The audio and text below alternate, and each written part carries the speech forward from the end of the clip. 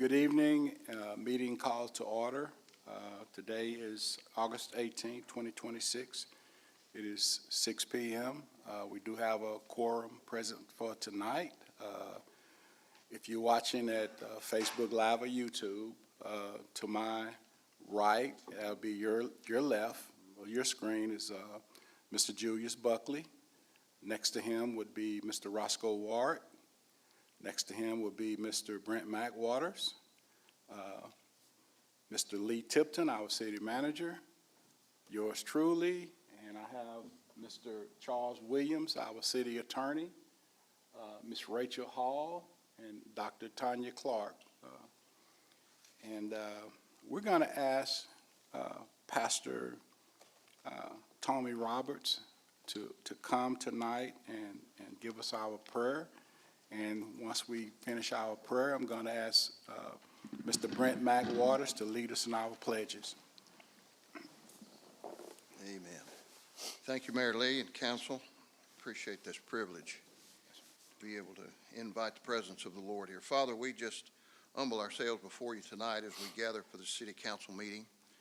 We praise you and we thank you, Lord, for salvation in Jesus Christ and your presence in this place.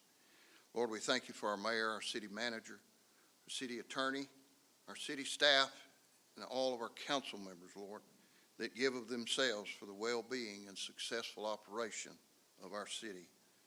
We thank you, Lord, and we pray for your safekeeping over our first responders that protect and serve the people of Cleveland and even the surrounding areas, Lord. We pray for your mighty power to work through these servant leaders of ours, Lord, and may your truth be revealed, your light shine bright in our community through these anointed leaders. We pray for the unity of the Holy Spirit tonight, Lord, and we ask you now for your wisdom and your understanding to be upon this council to do according to your will what is right and what is good for all the citizens of Cleveland, Texas area. We thank you, Lord, for the great plan you have for the city of Cleveland, and we thank you for the healing that you're bringing to our region. We pray for the peace of God and the multiplied blessings of heaven upon these proceedings tonight and our city leaders as well as those in attendance in this place tonight, Lord. We declare, Lord, that you're the God of Cleveland, Texas, and blessed is the city whose God is the Lord. We thank you for revival. We thank you, Lord, and we thank you for your goodness because you are absolutely good all the time, no matter what.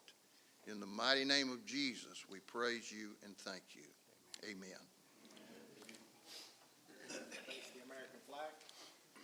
Pledge allegiance to the flag of the United States of America and to the republic for which it stands, one nation, under God, indivisible, with liberty and justice for all. And the Texas flag. Honor the Texas flag. I pledge allegiance to thee, Texas, one state, under God, one and indivisible.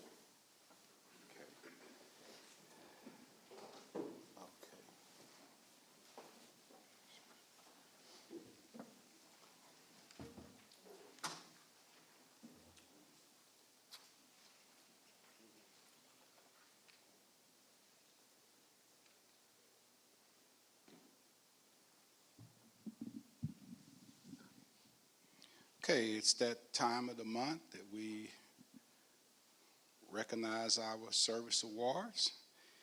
And first of all, we have Miss Maribel Medina, City of Cleveland Employee of the Month. This certificate is proudly presented to Maribel Medina for your exceptional performance this month in appreciation with your loyalty in achieving company goals. Dated this date, 18th of August, 2026, Danny Lee Mayor, Lee Tipton City Manager. Maribel, we thank you for your attitude that you bring to the city every day, your kind heart, and you know, you're just a bright light, so keep shining for us. Thank you. And Lee has a little token of our appreciation with your name on it. Custom made, y'all.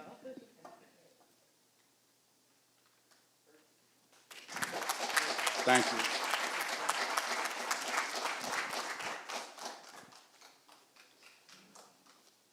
Got another one.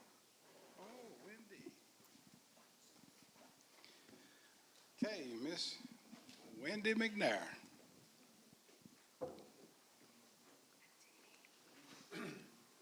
Okay, Wendy, thank you for your service. The City of Cleveland certifies that Wendy McNair has successfully completed 10 years of employment with the City of Cleveland and therefore awarded this certificate appreciation dated this day, the 18th of July, August 2026. Danny Lee, Mayor, Lee Tipton, City Manager. Wendy, we thank you for the 10 years you've served and all you've done for the city. You and the staff at the city, at the library, y'all doing a great job. And the stuff y'all have for the kids here, keep doing it. You know, y'all making a lot of kids happy and giving them something to do during the summertime and after school. So keep it going. Thank you. And Lee has a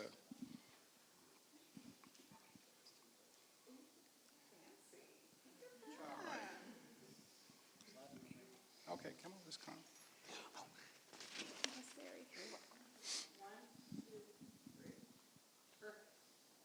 And I thought I would let you know, these two ladies are the reason why we have a very huge following with social media.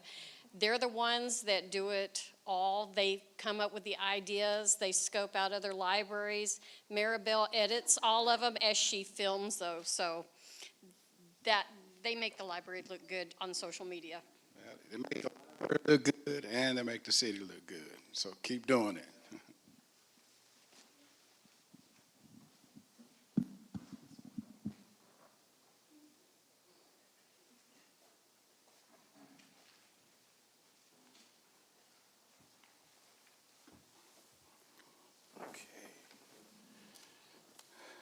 Okay. The public comments for tonight, is there anyone else that wanted to sign up for public comments? Okay, we have our one and only Pastor Tommy Roberts, 120 Roberts Lane, Cleveland, Texas. Pastor Roberts, come on. Thank you, Mayor Lee, Council. I just wanted to give a brief report on the Gather Night in Cleveland that took place in the Civic Center on August the 7th. We were so excited about it, and we had no idea that it was going to be as well received and as big as it was. There were over 200 in attendance. We didn't count, but we knew about how many chairs we had set out. And so there were over 200 people. I know 8 local pastors, a couple of pastors from over around Huntsville and the New Waverly area were there. Many of the city leaders were there. The city was well represented, and it was just an awesome time of praise and worship in our community at the Civic Center. And I wanted to especially thank Miss Ashley and her crew that helped set up, and you know how they do it, and they were such a great help. And that Civic Center is one awesome place. That's one of the best things that's ever happened to Cleveland. Yeah. It's really awesome. And so I just wanted to give a praise report on that and thank council and the city for being behind it. Well, Pastor, before you sit down, I just want to thank you for what you're doing here in the city of Cleveland. And I don't know if everyone knows it, but Tommy and I went to high school together. And I missed him for like 45 years. Yeah. And we met up about a year ago. Mm-hmm. And now we both serve in the city. Yeah. And I'm proud of you, man. I appreciate what you do, because I tell you all the time how you help me, and my personal, yes, sir. Stuff I be dealing with every day. And just thank you, and keep doing the work that you're doing for God here in Cleveland, brother. Thank you. God bless you. Mayor Lee. Yes, sir. Appreciate the opportunity that the city offers and opens up for things like that. Yes, sir. We really appreciate it. It's an awesome place. Yes, sir. We love Cleveland, and we appreciate the leadership here. Thank you, sir. Thank you very much. Okay, now that we finished with our public comments for tonight, we're going to have our reports from the members of the council. reports from members of the council regarding attendance of boards, social functions, conventions, workshops, ceremonial events, press conferences, candidate forums, and similar events where no formal action was taken or discussion of public business incidental to the event. And I'm going to start on my left, and that'll be to your right, with Dr. Tanya Clark. Do you have anything good for us tonight? I know you do. Lots of good things, Mayor. Just would like to remind the public that Cleveland ISD, their homecoming parade will be September the 3rd, and then on September the 4th is actually their homecoming game. So just wanted to make sure that we get the community to come out to support. And then I also wanted to share two big events. Cleveland ISD is also partnering with Harris County Department of Education, where they're offering free adult ESL and GED classes. Right here at the middle school, those GED classes are free. They don't offer childcare, but they do offer an opportunity for you to obtain your GED if that's something that you're interested in. And then I also want to remind the community that also the Diamond Passes, so for any of our community members that are 60 years or younger, 60 years, that you can come out and be able to participate in all of the activities, games, events, theater performances, but you could receive a free Diamond Pass that allows you to attend those events. So if you have one from last year, it is still good this year. And if you did not get one, please stop by the central office and they'll be more than happy to provide you with a Diamond Member Pass. Okay, next we'll have Ms. Rachel Hall. Right. Thank you, Mayor. And to echo a little bit of what Dr. Clark said, I just want to congratulate families and students and staff on a new school year. We're back into the swing of things, so wishing them all a safe and productive school year at all of our local schools. Additionally, with that, we have a lot of community events. I'm not going to list them all. I'm just saying I'm seeing many of them advertised on social media with booster clubs, right? So we have a lot of sports booster clubs. I've seen something about a glow-in-the-dark 5K. I've seen something about a fall festival at the North City Park over on 2025 by the elementary school. I've also seen things about a local business getting vendors for fall festivals over at Cozy Coffee. But again, there's a lot of events going on, and they even have a car wash coming up this weekend to help support our local band at the high school. So there's lots of ways to get involved, whether you're buying a plate of food or attending an event. So lots of things for families to do. And then I just wanted to go ahead and look forward to the cooler weather in the fall and remind people that we're now starting to post information. Ashley posted with the Civic Center just talking about that our Christmas parade is December 5th. So letting people know about Hometown Christmas and some other local events that are coming up. We do have some on our agenda for those who have read the agenda and the public, including the Pedal in the Pines Log Jams Fest is on this agenda, listed for November 6th and 7th. The Downtown Cocoa Crawl is listed on this agenda for December 3rd. And again, the Hometown Christmas with the parade at 6 p.m. is December 5th. So those are things to put on our calendars and to have our community and our neighbors come out. And then also, I'd just like to thank the staff, and in particular with this heat wave, I want to publicly acknowledge and thank Public Works again. I know that I did in a meeting, but I just all this heat and all this weather, every time they're outside and doing things and keeping the city running, and our, water and sewer and all that different stuff going. So I want to send an extra thank you to our Public Works team. And that's all I have. Okay, thank you, Ms. Hall. That's some great information. A lot of good things are headed to Cleveland in this fall season. Ms. David. I want to thank Pastor Roberts for the gathering. That night was amazing.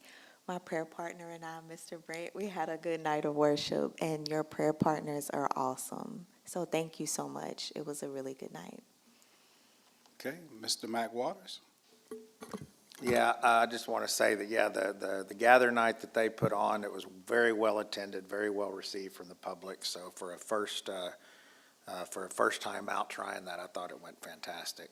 I want to take a minute to say, thank you to, just all the city staff, Mr. Tipton, or the progress that what y'all put together for us in the budget workshop a couple of weekends ago.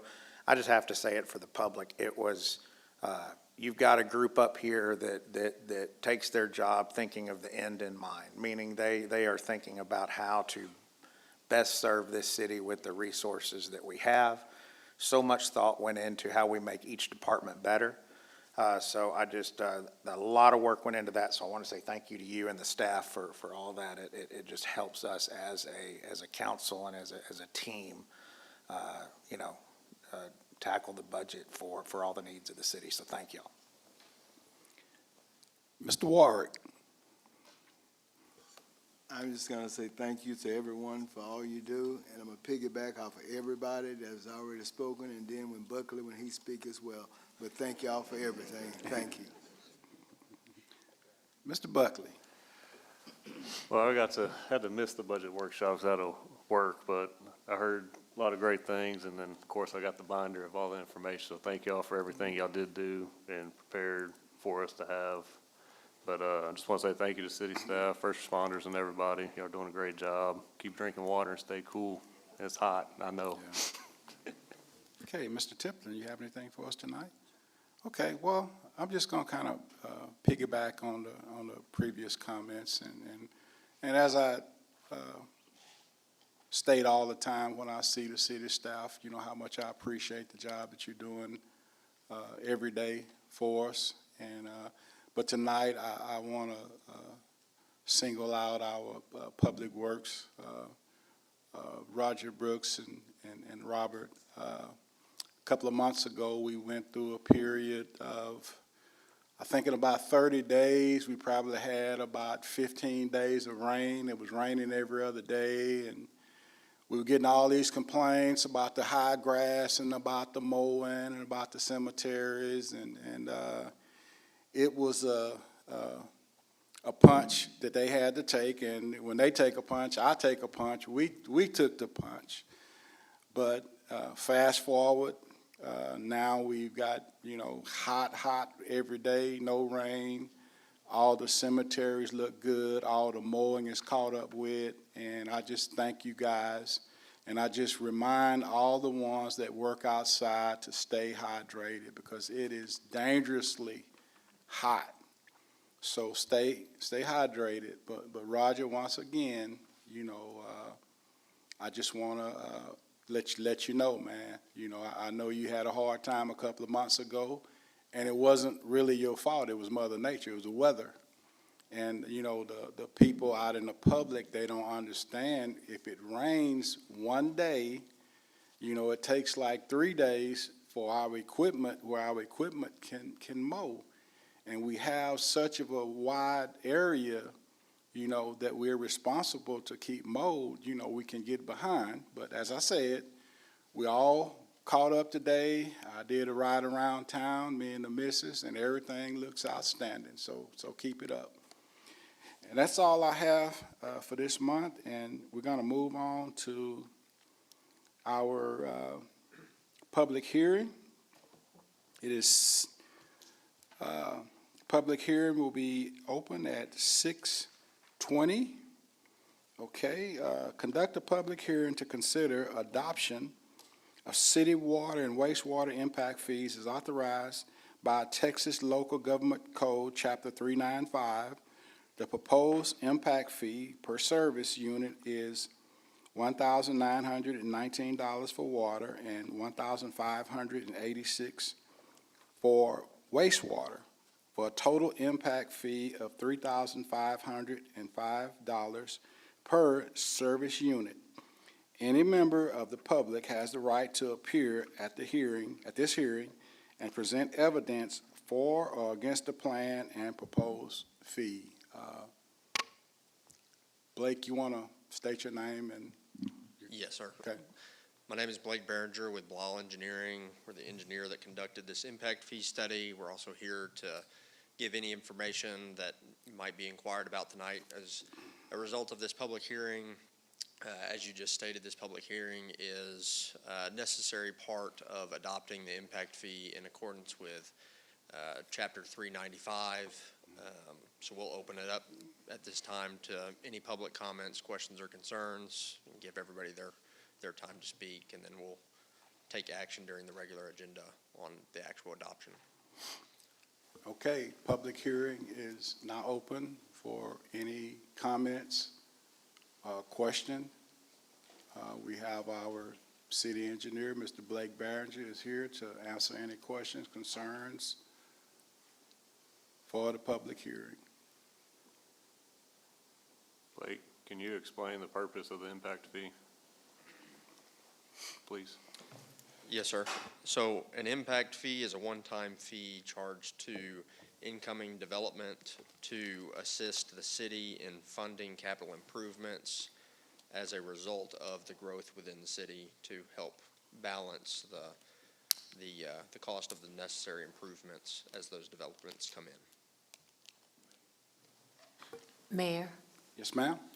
So Blake, my question is, I recognize the two identification, the 1919 and the 15 are proposed fee amounts, but that doesn't explain how they were calculated. Can you share with us how those fees were calculated? Absolutely. So in a previous meeting, we described the land use and CIP list, which was adopted a couple months ago.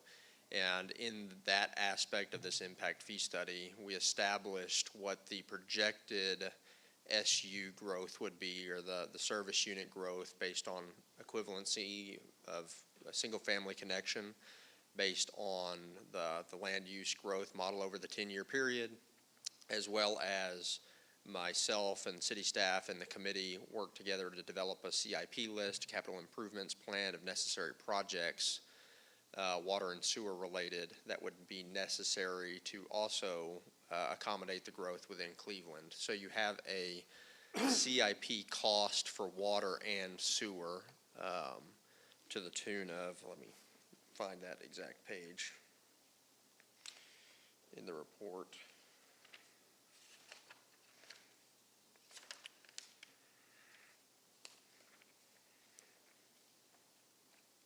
If I can put my thumb on it.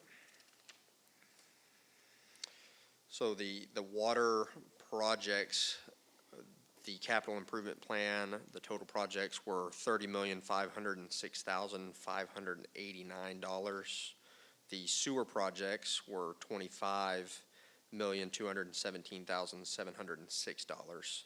So if you take both of those costs and you divide it by the projected growth of the SUs over the 10-year period, that would establish what those fees come out to. Okay, thank you. And then how will we track the collection and expenditure of those funds? So during the development process, the developers or any incoming connections would go through your permitting department. There would be a impact fee charge that would be designated to its own account in y'all's accounts, and it would be tracked that way. And again, these impact fees, as they're collected and build up in that account, those funds and monies can only be utilized for the projects identified in the CIP plan in this study. Thank you. Certainly, yes. The projects, this entire study needs to be revisited at a minimum of every 5 years. It can be revisited more often than that. At that time, your CIP, your land use assumptions, the impact fees themselves, all of that is subject to adjustment at y'all's, desired interval.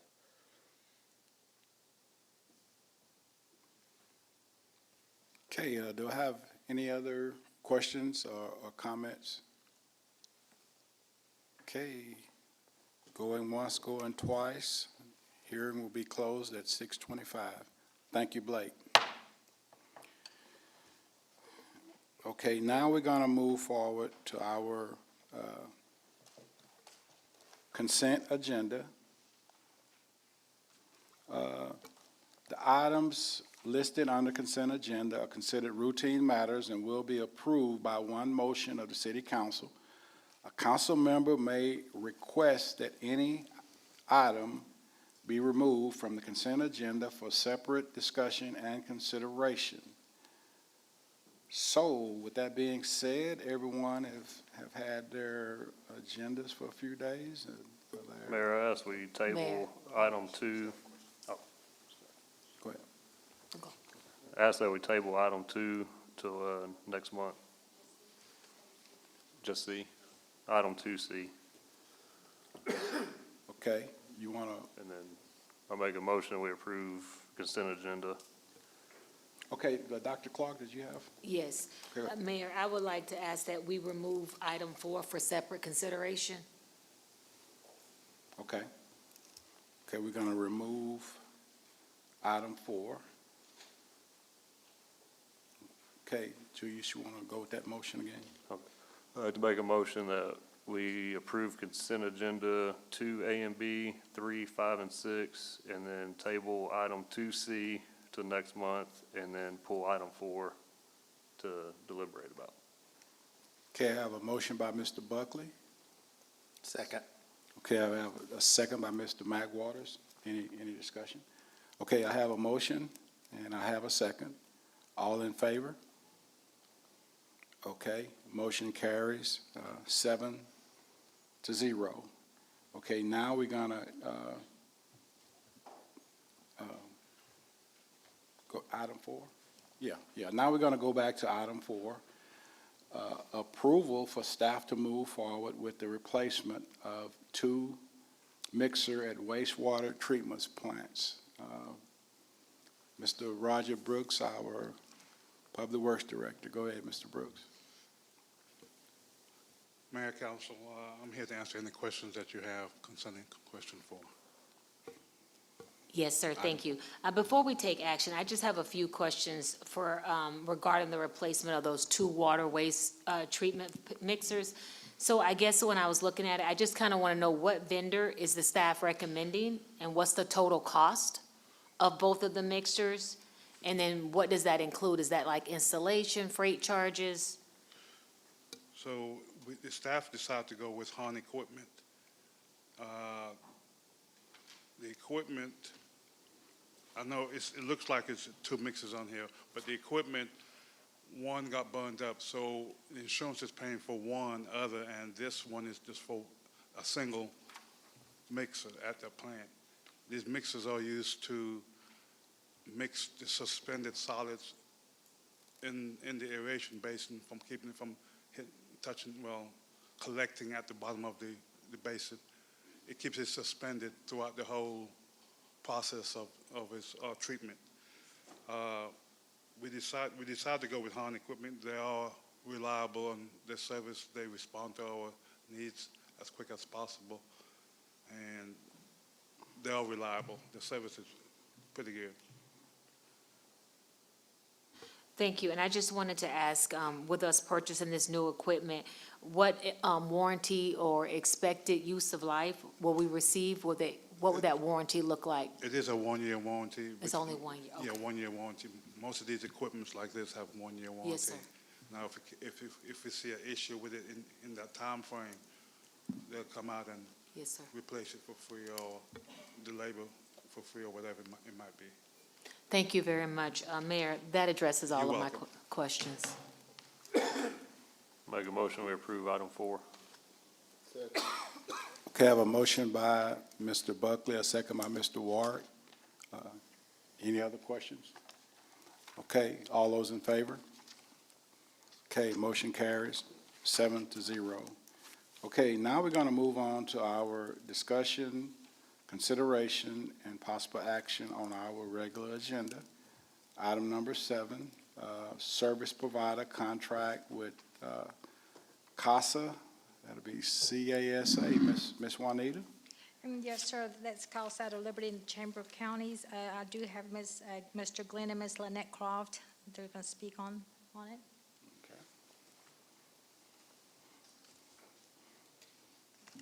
Good evening, I'm Glenn Croft, this is my wife Lynette. Does everybody know what CASA stands for? Court-appointed Special Advocates. We are the guardian ad litem for children that are in the foster care system. And the guardian ad litem means we are their voice in court. Our trained advocates speak up for their best interest when the child has been removed from the home and placed in foster care. A judge will appoint one of our trained volunteers, and we will represent that child's best interest in court. Are there any questions, or should I continue? My question is, how many children do you actually support here in Cleveland? I can't tell you. specifically here in Cleveland. But right now, we are serving 58 active children with 32 volunteers. In the last 30 days, we have spent 198 volunteer hours working directly with these kids and families, representing their best interest in court. We represent all children in Liberty and Chambers counties that have been placed in foster care. We're supported by most of the cities in Liberty and Chambers County. We do fundraising. We do have several different fundraisers and grants, and we do have a certain amount of money that comes through the state. But it takes all of everybody to do what we do.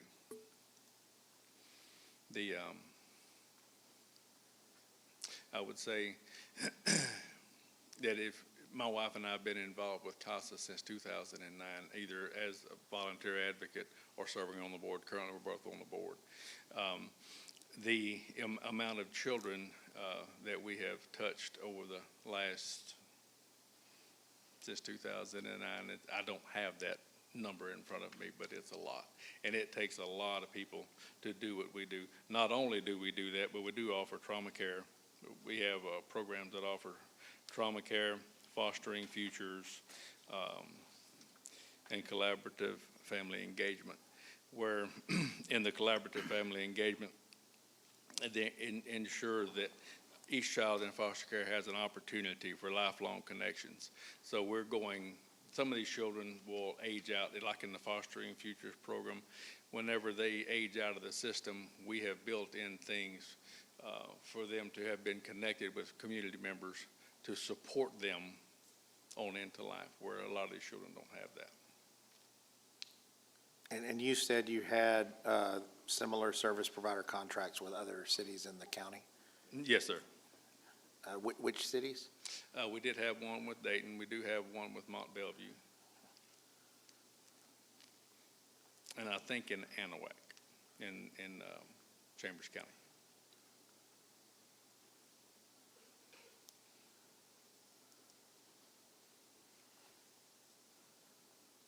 Is it possible that we can have some type of annual reporting? I mean, from the funding that, you're proposing that we provide to your agency? So that we Absolutely. can kind of demonstrate what the impact of the approval of this request? Absolutely. Yes, ma'am. And I just have one question. I do see it here in the letter that's provided in our packet, but this request is for the amount of $3,000. That's what you're seeking for support for CASA? That's correct. For your program? All right. Well, I'd like to go ahead and make the motion that we approve the contract for $3,000 in support of CASA. Second. Great.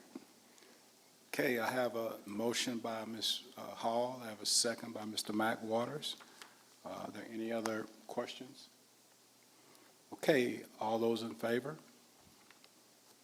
Okay, motion carries 7-0. Glenn and Melissa. This is Lynette. Oh, I'm sorry, that's your sister, Melissa. Yeah, you know Melissa. Okay. But me and Glenn worked together for a lot of years at Energy, and I can remember back in 2009. And Glenn was also a member of the Tarkington School Board during the time I was on Cleveland School Board. But Back in the day. I can remember when you told me that you were excited about getting involved with the CASA organization, man, and to see you still doing it. It's been a minute since 2009. And, man, I just want to, man, God bless you, what you're doing. Keep doing what you're doing. And I want to thank each and every one of y'all for letting us come tonight. It means so much. And yes, we will, at any given time, we will probably just come back and give a report. I'll try to get on the agenda in the future to let y'all know how we're doing. But Yeah. thank y'all so much. You have no idea how much y'all have helped. Okay. Mr. Mayor, I have one comment. I'm sorry, it's not a Yes, ma'am. question. I just want to thank the both of you representing all of the volunteers who are working with the children, again, with this organization and working as court-appointed and in foster care. They're going through some of the darkest times in their life, and you are all volunteers. And so dedicating that time, everyone on a board or in any kind of organization knows how hard it is to find volunteers, but especially those who are there for the tough times and for long-term. So just send our thanks to your entire organization for doing what you do. Will do. Thank you so much. Thank you, Glenn. Take care of yourself, brother. Okay. Okay, with that being done, okay, we're going to go on to item number 8, allocations of votes for Montgomery County Emergency Communication District, MCECD Board of Managers Representative. Yes, sir. So this next item, we received the request from Montgomery County Emergency Communications District for the allocation of votes. I did reach out to him to get bios. I was able to get 2 bios off InLinked, and I was able to contact the city secretary for one of those, and he provided a bio on his information. So all 3 bios were in your packets, so y'all could look over them and see if y'all would want to allocate a vote to whoever y'all would like. Can I ask for clarification? Are we all individually marking our choice on this ballot, or are we collectively deciding what we're all going to mark as one decision? I think you could, one decision, because it's just for one, Okay. Well, then I'm going to make a motion that we appoint Paul Sims.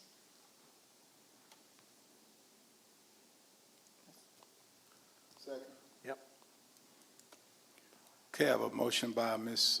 Hall, a second by Mr. Ward. Any other questions or comments? Okay. All those in favor? Okay. All those opposed? Okay. I'm not sure we made that decision. Ma'am? I mean, I understand the packet, but I'm not sure why we made that particular decision.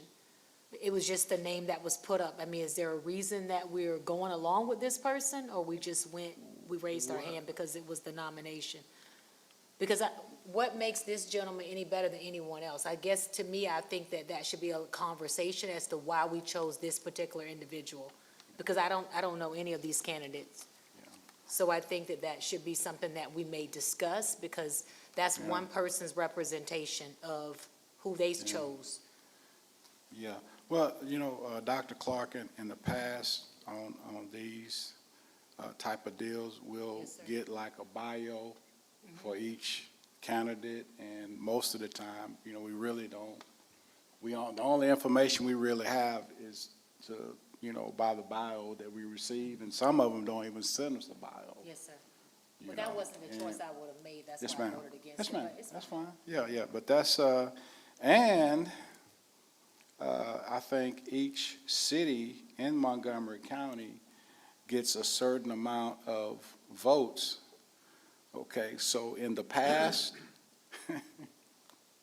the person that we usually vote for never get considered anyway, so. Because I think that it's only a small part of Montgomery County that Cleveland is in, so we just only get like that one vote. But okay, that motion carries 6-1. And thank you, Dr. Clark. Okay. We're going to move on to item number 9, ordinance adopting city water and wastewater impact fees as authorized by Texas Local Government Code, Chapter 395. Emilio Lavario. That'll be you.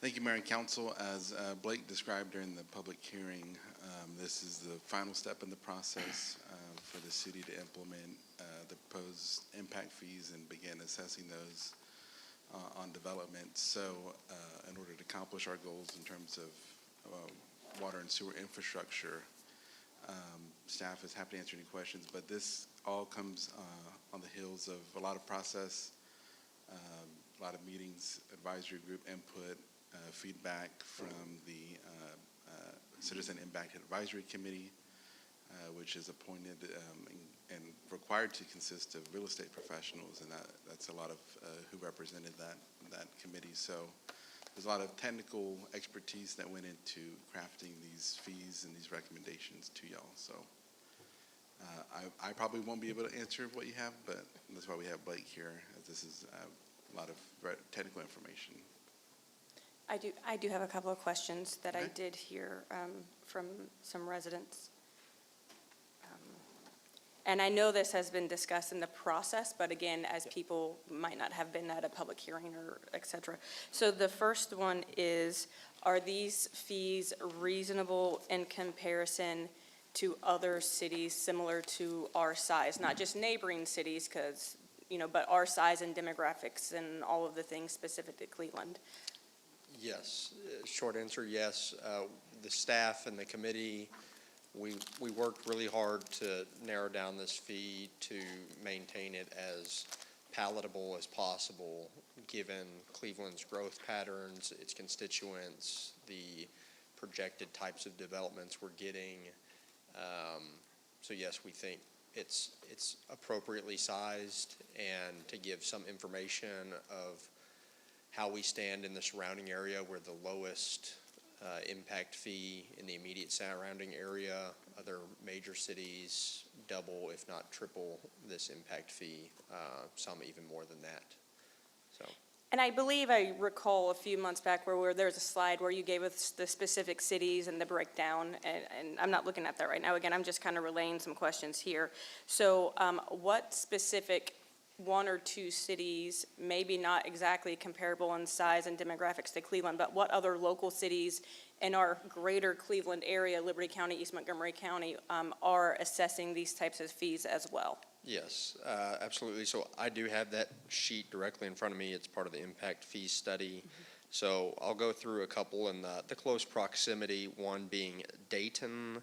They're observing a impact fee combined water and sewer of $11,000 per connection.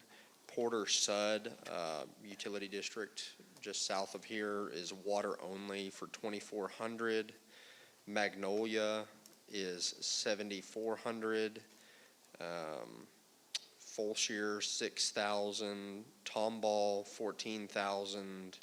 College Station, $5,000. Jersey Village, rounding down to $4,500.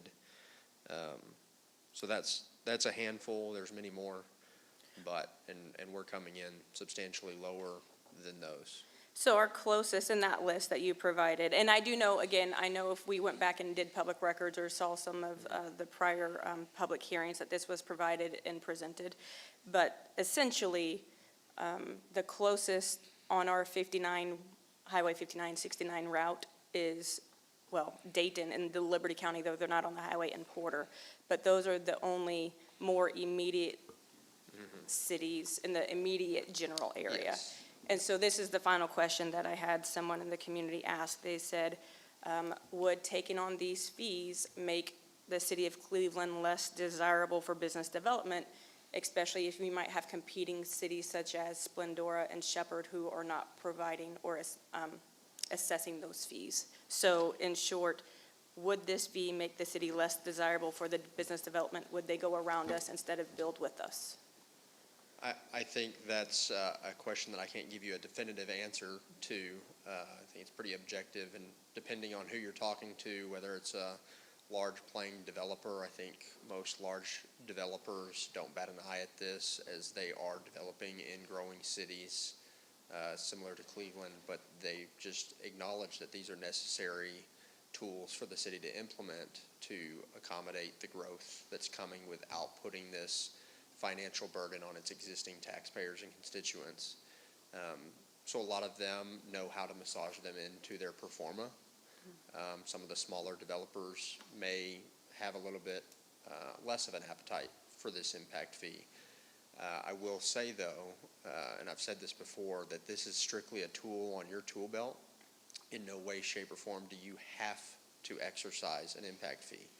And your staff does a really good job meeting with developers regularly in what we call pre-development meetings, where we can discuss these things, and they can bring up the question of the impact fee and tell us maybe the hardship that it might bring to them, and the city can certainly waive for any number of reasons imposing this impact fee if we feel like it's to the benefit of the city to have said developer develop within the city. But would that most often occur within a 380 agreement to waive those fees? No.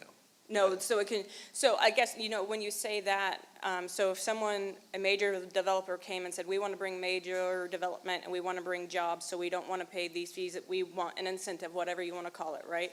So they have the option, like, we're putting this on paper, but they would have the option through a discussion at what point to maybe not have that in a specific agreement, but then maybe our smaller mom and pop, local, regional businesses might not have that buying power, because they might not have 100 jobs to bring in, but they might be wanting to open something with 10, so they would potentially more often face the fees than the bigger developers that might have more negotiation, is, I could see it inversely as well, though, as the mom and pop shops, as the city has made clear in the past, we value that, homely community, and I think we see value in that. We might be willing to make accommodations to those people as well.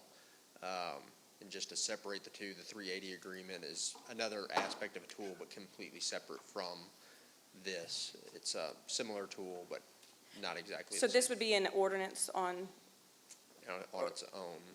Yeah, if you want to speak to 380. okay, I'm just, Yeah. you know, when is it in black and white, to clarify my question, you know, and we're going to assess it versus, are they going for variance, is it coming to the council, is it just a discussion? Like, when would these practically be used on a consistent basis? So it would be implemented across the board and it applies to everybody until, if at any such point it's waived. And I think what you have to consider is the discussion is whether or not to waive impact fees, that it's not like that's the incentive and they just get away and that we don't realize any kind of value from that. We would be waiving it because they would be providing for those public improvements, which is the whole purpose of the impact fee. So it's like we're still realizing what the intent of the fees are. It's just instead of them paying a fee, they're going to go and implement it as part of their development project. Right, and so, unless I'm misunderstanding, that to me sounds like something a major corporation, a big development would do. They'd have that ability to come in and say, we're going to do a drainage, we're going to do a X, Y, and Z type of project, a retention pond, whatever it might be, in exchange for not having these individual, and are, again, smaller or more regional. And this is not exactly tied to this, but a couple months ago, we did have a local business owner who came up and talked about the impact even local permit fees were having on small businesses in town. So I believe in everyone paying their fair share, and I believe that we need more tools in our tool belt, but do we have something in place that, you know, it'll be used consistently, or maybe kind of the black and white, the guidelines of it, other than just saying this is how much it's going to be. I don't know if there's more of a detailed of this is what it would look like, other than we'll implement it because it's one more way to collect money. I think if you put provisions in there of how to just navigate around paying it, then I think that puts in a lot of avenues that in my opinion, don't need to be there. My opinion. I mean, it's the fee. If that is an obstacle for a developer, they can always come and ask for the removal of that in lieu of whatever, and I think that would be open to local mom and pops and bigger corporations, and both be up for discussion. And that would simply be a discussion in the office. That would be something that happens here at City Hall to negotiate that. That wouldn't go to a particular board or council for those agreements. So, we've identified these CIP projects. If they're able, through their development, to contribute to one of these projects, then that might open the door to either, lessening the fee or waiving the fee if we can realize some of these public improvements. That is the whole reason we're collecting the fee. Right, and exactly, they're in a small growing city. And so, and I'm just going to ask one more time, just because this was the specific one. And we are not concerned as a city that this impact fee, being the only one other than Dayton and Porter in this East Tex freeway area. Targeton has it on their special utilities district for their water. Okay, so it would not make us less desirable to the competing cities surrounding us that are also growing? Well, if you're thinking about like Shepherd or Splendora, like those aren't really comparable like markets. Like, they're not going to have the same market share that we are going to have. Their growth is not at the same rate or the same kind that ours is. So I don't think they can really outcompete. Like, there's new development happening there, but it's all stuff that we already have. They're just kind of catching up to us in a sense. But in terms of large-scale development, I think it's still going to kind of focus its attention here because this is where the population center is, the daytime population, and just we have a lot of traffic drivers, schools, and other institutions, employers, like the activities happening around here, not in those other communities. Well, thank you. Those are the questions that I have.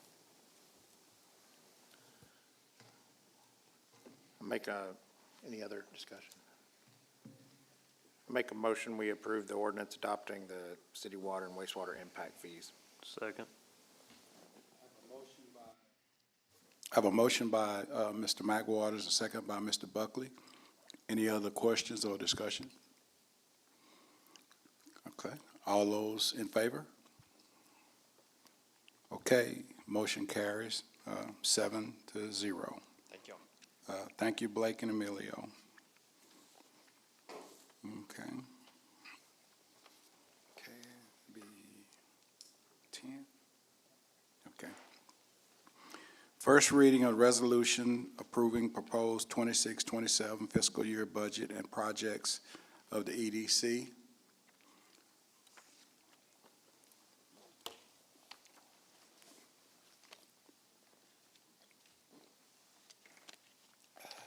Thank you, Mayor and Council. Emilio Lavario, Director of Community and Economic Development. Again, in the theme of process, this budget recommendation comes to you following several months of process and feedback and input gathering from the Economic Development Corporation and some public hearing efforts. So June 2nd, we began our first budget workshop for the EDC. Kind of provided input and an overview of the proposed expenditures. Had another second workshop on July 7th. And then just most recently, August 4th, we held our required public hearing on the proposed projects, and the EDC also voted to provide a recommendation of approval to City Council for this proposed FY27 budget. But as far as a lot of the key priorities and projects, a lot of it is consistent with the previous, this current fiscal year. Not too much to add. There's an item later that we're looking at to kind of handle under this year's budget, but a lot of FY27 is pretty consistent with our activities.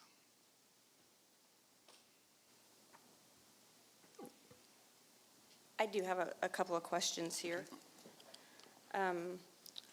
Under the first project, labeled number 1, Gateway and Wayfinding Signs project for this design, and the amount of $100,000. This is something that I've seen year after year on an EDC budget, including the times several years ago when I was on the EDC board myself. And so my first question is, in the last 3 years, how many signs, gateway and wayfinding signs, have been purchased through the EDC budget? So our efforts on wayfinding gateway signage predominantly have been on the kind of planning efforts around that. So initially it started, we engaged a landscape architect to help with that effort in planning and organizing all of that, providing renderings. That was put on pause so we could explore the branding effort.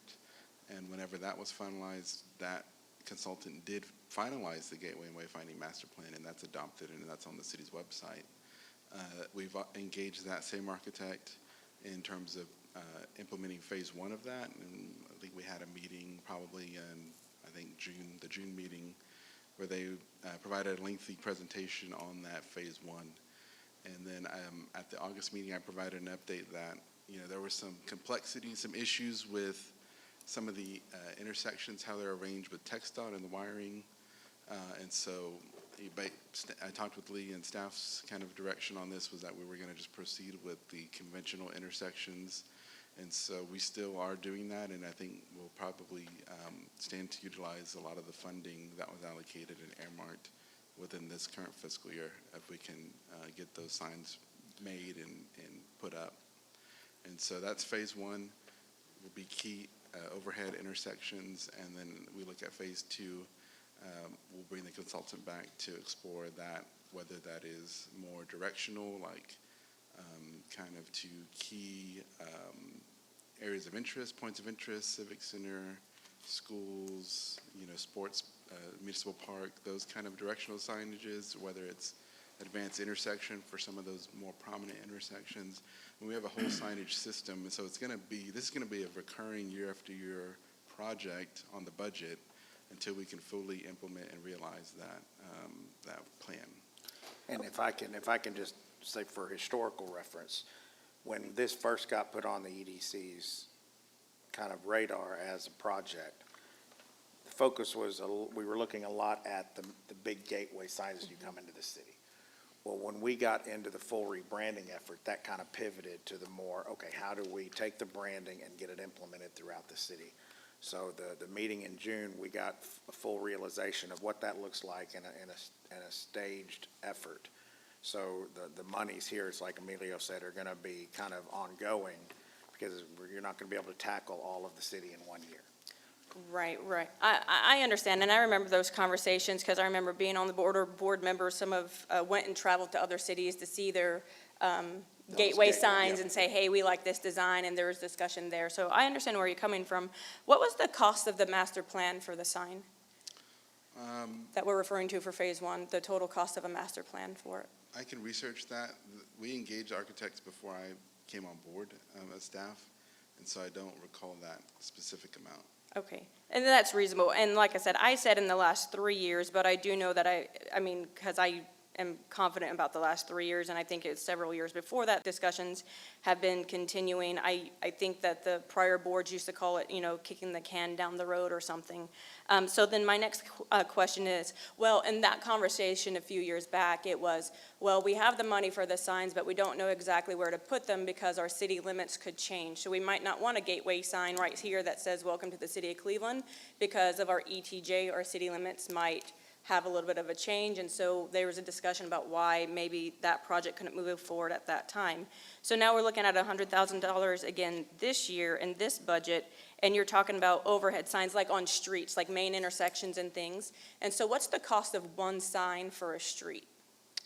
So for a blade, I believe it's about $1,100, and that has a life of about 5 to 10 years, depending on the exact color or whatever the manufacturer specification. But what we discussed whenever we were adopting the plan is that in transparency, like we were actually going to probably end up leaving the implementation of the gateways to the very end because that was going to be the largest expense. And in order to kind of provide immediate value and gratification, we were going to start implementing some of the more affordable aspects of the signage system first so that we could start and achieve brand penetration throughout the city. Right, and then do you know approximately, it doesn't have to be an exact number, about how many streets or smaller signs would we be replacing at $1,100 a piece? So what I just gave you, right, that's for large overhead signs. So these are like 2 foot, so like 18 inches by, that's not 2 feet, but I'm saying 18 inches by like up to like 3 feet. Like these are large signs, so they're not More small for signs. intersections, not for roads. Large for overhead intersections, like text dot intersections. Okay. Like our regular streets, like we actually kind of designed the plan around that. Like the white signs, those are gonna stay. We might be implementing like toppers to kind of, maybe for like specific neighborhoods or maybe just a general, Cleveland topper. But the plan is not to change like every street sign. It is just intersections and the major thoroughfare coming through the city. Yeah, new development, like new streets that are dedicated and constructed in like Grand Oaks and Pinewood Trails, there is an effort to provide them with the specs of our signage so that they can pay for those and install those with new sections. Okay. And I'm going to be transparent with you. I think one of the reasons I'm asking about this is I'm having a hard time understanding the justification of $100,000 of taxpayer money for $1,100 intersection signs. And so my last question on part one is, how many times have we had this line item in this budget for EDC, and how many times has it been reallocated to cover additional costs of other projects instead of signs? It's never been reallocated. Never been reallocated. It's never been moved from that It's- line to cover the expense of something else? So this is a carryover fund? You can think about it as carryover, or we're just allocating the same amount. We're replenishing that line item, basically. Okay, and so the money was spent somewhere if it's not carrying over, if we're replenishing it. And so then 1,100, the plan for Phase 1 for this year, based off of a master plan, that we're not sure of the cost of it, because it's a phased approach, and we haven't done any signs as of yet. So starting this year with $1,100 signs, we still expect that projected cost to be $100,000 for the city. So we funded street banner signs, we funded our marquee sign, we funded signs out of it already. Okay. Like I said, it's a signage system, so there's lots of different signs within that. And so we've done, again, like kind of the lowest hanging fruit of that. And now we're actually getting into it and starting to implement more, visible signage. throughout Do you know the city. dollar amount of what the signage that's been replaced with this budget item for your expenditures? Like what we spent last fiscal year or this? Well, you said there's been some signs replaced, so whether it's this current fiscal year or just, how much have we spent? I can research that, Okay, but I don't have that in front of me. okay. I think, you have a projected of what we're going to spend, which, like I said, once we've engaged the consultant to prepare the construction drawings and do all the permitting with TxDOT and to have the signs installed and then to have them produced and then installed, like we had planned to use nearly all of that funding, that line item. For consulting fees and other things associated with the signage project? For professional services and for the actual production of the signs, the physical signs themselves, and then installation of the signs. So the 1,100 is just for the sign, not that's just- installation, not the permit, okay. Yeah, Just the so there's gonna be a lot more fees underneath that Right. one $1,100 sign. And let's just, just want to throw out there, this has been it has been a long process, but when you start down the road of a rebranding, this is part of it. You don't want to just drop it at this and say, oh, now we're stopped. We're dedicated to seeing this through to rebrand the city and bring unity as far as how it's signed. And I'm not in disagreement that you might need some signage, whether they have a better reflective coating and we can see around. I'm questioning the dollar amount on that one. But, and like I said, I've seen this come up consistently. I haven't seen much feedback on expenditures for signs. There's been reasons why we couldn't move forward with certain things. And $100,000 of taxpayer money seems like a lot, with right now Plan 1 being $1,100 signs plus fees associated with installing it. It's still, if you're paying an $1,100 fee for an $1,100 sign, we're probably, being overcharged. But I don't know. I'm not a professional sign installer. I do have one. Well, there is public bidding requirements that our consultant, like, once they finalize the design and they go to get the permitting, there's a public bidding process that they'll seek other quotes and estimates from anyone who decides to bid on it. That was just an estimate from someone that they've worked with that they have good pricing on, but I think you have to take into account the specialty reflective material, the specifications that it has to meet for the national highway standards and things like that. It's not just like a sign that we can print out at Public Works. Like, it has to meet certain requirements, so it's not going to be a cheap sign. Absolutely. And again, I'm not necessarily saying $1,100 is too much for a sign that you can see and is bright enough and big enough. I'm going with the total dollar amount for talking about just main intersections, and then also not knowing the master plan cost versus the consultant fees, and is that where the money's going, or is it going, I say reallocated, where another project might overspend and you got some money in one line item that moves over. But I've asked enough questions on that one, so I do have a question on number 7 as well. And this is with the real property acquisition. I know this is a project that is a potential for an EDC board. And this is something that came up again a couple of years ago when I was on the board and had some questions myself. Is it accurate to state that the discussion we had in our budget meeting the other day is we are looking at the potential of dissolving an EDC board and replacing it with a different board? Is it MDD or MMD? Municipal Development District? Yes, yes. And that's the conversation that's happening here at City Hall. Is that correct? It's something that we discussed in the council workshop, but Right. there's a substantial amount of effort that it would take to get that before the voters. Right, I know, I understand that. So again, this is a conversation that came up a couple years ago when I was on the board. And so one of the things, when I was asking and suggesting that that was an option for the city at the time, one of the things that I was told, and it could have changed since then, is if you dissolved a board, et cetera, the only issue that you might face in that transition from that one type of board to the other, that we're in discussions of potentially, it would have to go to a vote and be approved by voters, is the real estate. Because then you would have to liquidate your real estate. You would have to sell what that board is holding. So that, well, I see the attorney's shaking his head, so that might be inaccurate. So that's my first question is, are we wanting to be purchasing under the EDC funding $500,000 worth of real estate with the potential that that EDC board, depending if it moves forward to the voters and if it passes, may or may not dissolve or be replaced with another type? Is one question. And then my second question is, did we buy land this fiscal year or last fiscal year with the EDC budget? Last fiscal year. And what was the total amount we spent on that land? Not to misquote, I don't want to misquote. An so I have to approximate. research It doesn't have to be an exact. I think it would be here. 2025.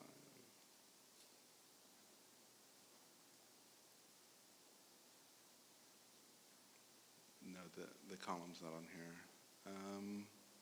Brent, do you recall? Yeah, memory serves, it was around, I think it was between 4 and 5, somewhere in there, 500. Okay. Yeah, For the well, piece down on 59. it was, okay, I thought I saw somewhere that it was valued around 600,000. So you're saying that you think, not looking at exact numbers, about 500,000. Is that land back up for sale? It was at one point relisted for sale from the city or the EDC board after it was purchased as an option for, I guess, business development. Is it still currently for sale, the one that was previously purchased for $500,000 to $600,000? Well, that's all of our property holdings. They're all available. All of them are for sale. Yeah, They're all listed, they're We active? treat them all as disposition opportunities. So, Okay. we don't want to hold on to properties forever. If they were acquired with the intent to kind of, I wouldn't say flip, but in order to facilitate some kind of economic development. And have you had anyone on that particular parcel that you're speaking of, which is over there near the highway frontage, have you had anyone reach out with serious consideration that wanted to move forward with a contract? Yeah, actually, we have. Now, they needed to assemble some other property on both sides of us, and they weren't successful in doing that. But they were very serious, and it was going to be a very big name, which I can't share right now. But they're still looking at other properties in the city, but that one didn't work. But that was for a large format development. I think our intent was to acquire that to facilitate some kind of smaller format retailer, ideally like a quick service restaurant, just due to the kind of irregular shape and the smaller size of that property.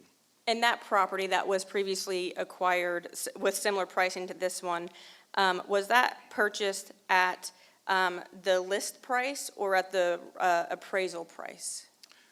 It was purchased at the agreed upon sales price, which I believe was still lower than the asking price. Okay. And then and this is probably for the attorney, because to seek clarification, like I said, it's been a couple of years. So, sir, so if they're holding real estate and then that board does go through the process of potentially being dissolved at the will of the voters, is it true that then the city would have to figure out how to change the asset from the EDC holding to the city, or? By law, the city becomes the owner. Okay, automatically, without money transfer? Everything just continues on. You owe all the assets and all the liabilities. Upon the dissolution of the EDC, then it turns into the hands of the city. So you get all the assets, all the liabilities upon the dissolution of the district.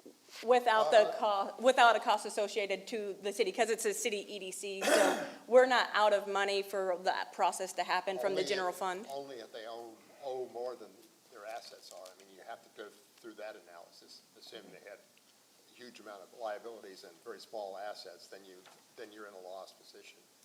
And then you'd have to look at every one of their obligations, because you become the successor. That's the only reason they can get all the treatment they get for tax-exempt financing, is they really are the city for purposes of tax law. So that's why you become the successor. That's the structure. Okay, all right. Well, thank you for the clarification. Like I said, it's been a couple of years since I brought some of those points up and asked for some clarification, and I realize laws and information can change over time. So that's all the questions that I have on number 1 and number 7. Thank you. Okay, any other questions, discussions, or? Make a motion to approve item 10. Second. Okay, I have a motion by Mr. Buckley, a second by Mr. Mac Waters. Any other discussion? Okay, all those in favor? Okay, motion carries 6-1. Whoa. Item number 11, resolution adoption of Parks and Recreation Board bylaws. Mr. Tipton. Thank you, Mayor, Council. If you have in your packet, you have the bylaws that were created for the Parks and Rec Board.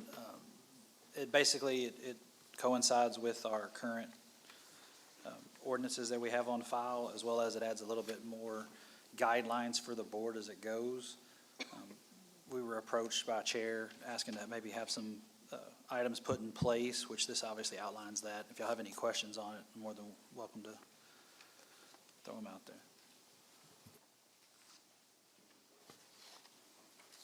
Mr. Tipton, my only question on this item is this board considered an advisory board, or are they, I don't know the correct way to say it, or they have their own budget and they can vote on their own projects similar to EDC and so, because I know that there's been some questions about projects at like the municipal park, so. No, it's in here actually somewhere. I just read it earlier, but it basically says they are advisory capacity. That's it. Yep. So they just give their feedback and suggestions. So, and then when they have questions about like master plans of parks and bonds and things like that, who would best answer those questions on city staff whenever they're reaching out and asking about that particular thing? I'm sorry, I missed the first part of that. I'm sorry, whenever individuals have questions about any park master plans or potential projects, who do they go and talk to the board? Is the board the authority, or do they come and talk to City Hall if residents have questions about park projects? They would actually come to City Hall, because actually there's also in here that let me see if I can find it real quick for you. It basically says on section 9.1, no power to obligate the city. So it's the board has no power to obligate the city in any manner. Okay, so so right now, if someone currently has questions, the best contact is you, sir? Yeah, myself, Ashley, Roger, any of the staff or directors, and we would bring that before the board to have that discussion. And then they would make a recommendation to council to move forward. Okay, I just want to know the proper absolutely. channels, because I'm getting those questions. Yes, for the municipal park. All right, thank you.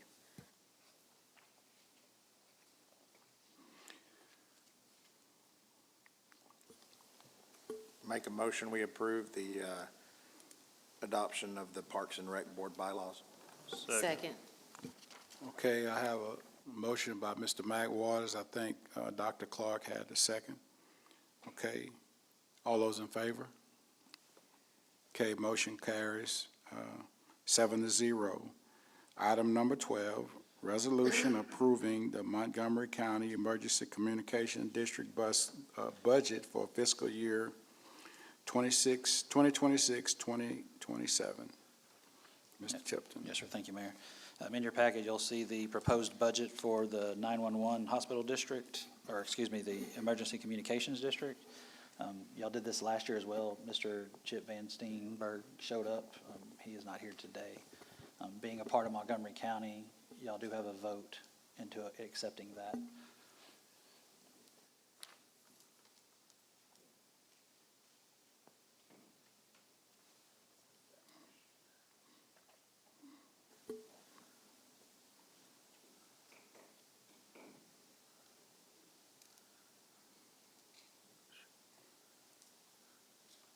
And if council or somebody has a question on it, we could obviously take that down and we could reach out to them to get you an answer. I'll make a motion that we approve the resolution approving the Montgomery County Emergency District Communication District budget for fiscal year 26, 27. I'll second. Okay, I have a motion by Ms. Hall, second by Mr. Mack Waters. Any other questions, comments? Okay, all those in favor? Okay, motion carries 7-0. Okay, item 13, discussion on the proposed fiscal year 2026, 2027 city budget. Mr. Lee. Yes, sir. Thank you, Mayor. You want to go push up the slide, I guess? So what I've kind of done with this is I've just got a snapshot of some of the major funds that we have. We are still waiting on some information from the county to actively get the TNT valuation. So again, this is just the proposed budget. We were up quite late to try to get this to go through. So we'll go ahead and go to the next slide. This is the general fund revenues.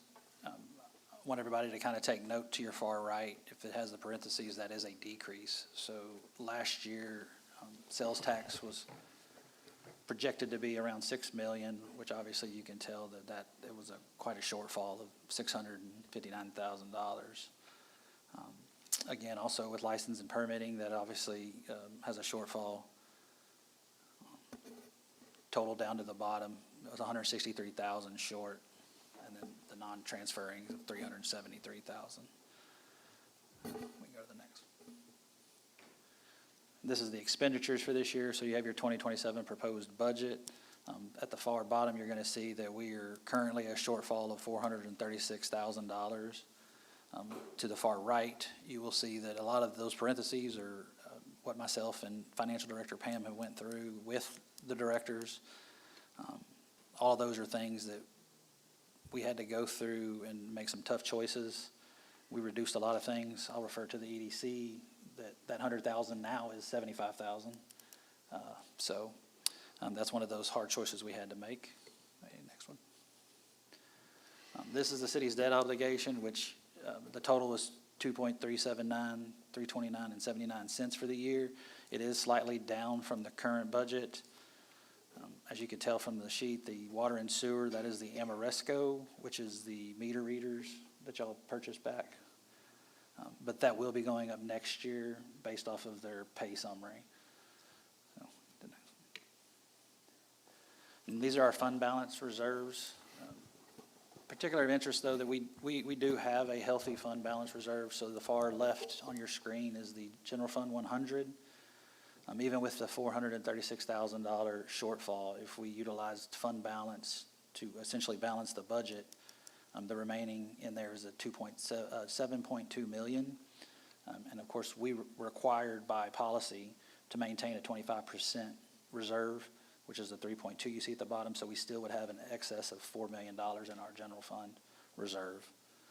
To your far right is your municipal airport. This year, it was separated from 100 because it's considered an enterprise fund, which is its own. They operate under their own as a business to some extent. And again, they have a excess of 2.5.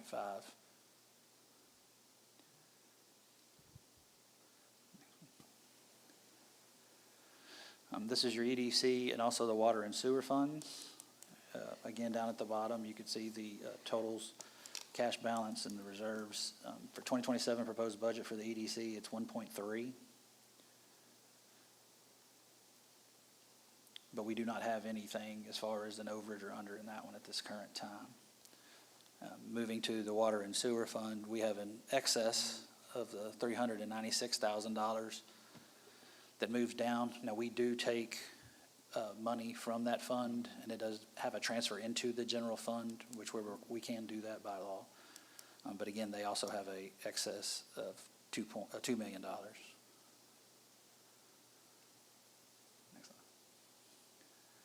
Just wanted to kind of highlight some of the grants that the city, those people over here to your right, they have went out and worked really hard to get a lot of grants for this city. That total grant funds that have been received is a little over $37 million. Now with that, there are some matching funds where the city has $8.7 million in matching funds. So our return on our investment and our money is 332% above our investment. We'll move on to personnel. So currently in this proposed budget, there was a lot of requests from directors, and I know y'all had a chance to look through those, and a lot of those are very much needed. But kind of with the projections that we currently have, we had to go in and make some tough choices. So currently, the proposed employees would be a full-time superintendent at a water production, a full-time building inspector for development services, and we have one reclassification from a utility equipment operator to a senior utility equipment operator. Okay, Lee, Yes, sir. okay, go back on that. Sure, absolutely. Before you go any further, full-time building inspector, development services, we need it and we need it bad. We need somebody in-house that's here every day, somebody that's under the city's umbrella, the third party coming in, it's just not working. Plan reviews take anywhere from 2 weeks minimum, sometime longer than that. And I think that promotes a lot of the contractors kind of going around the permits because they have to wait so long. And if any of you keep up with social media, it's just caused a lot of headache, a lot of trust issues, about the city. We want to bring businesses to Cleveland. We want to work with the businesses. We want to make it easy for them to come in because our tax revenue, sales tax revenue, that's our bread and butter. That's how we pay our bills. And I feel like by us not having that full-time building inspector in-house in Cleveland every day that'll be available after hours, on weekends, early in the morning, we need that position, and we don't need anything else. I'm out here every day. This is pretty much what I do, other than being at home. And I get so many complaints, about the turnaround time and getting the plan reviews. And I think that's something that, council, I've just asked that you trust me and work with me on this. This is something that we need. I know the money is tight, but I just think for the city's best interest, we say we're trying to change the culture here in Cleveland. We want the community to trust us and believe in what we're doing, that we're doing the right thing. We want to make it easy for the businesses to come in and build, and rebuild. So I guess that would be my spiel. I just, I kind of that's been on my mind here this past week or so. And that's something that I'm very passionate about. And everything that's on here, we need it, and we need it in the worst way. But I know some of the things that we need, we're not going to be able to afford everything.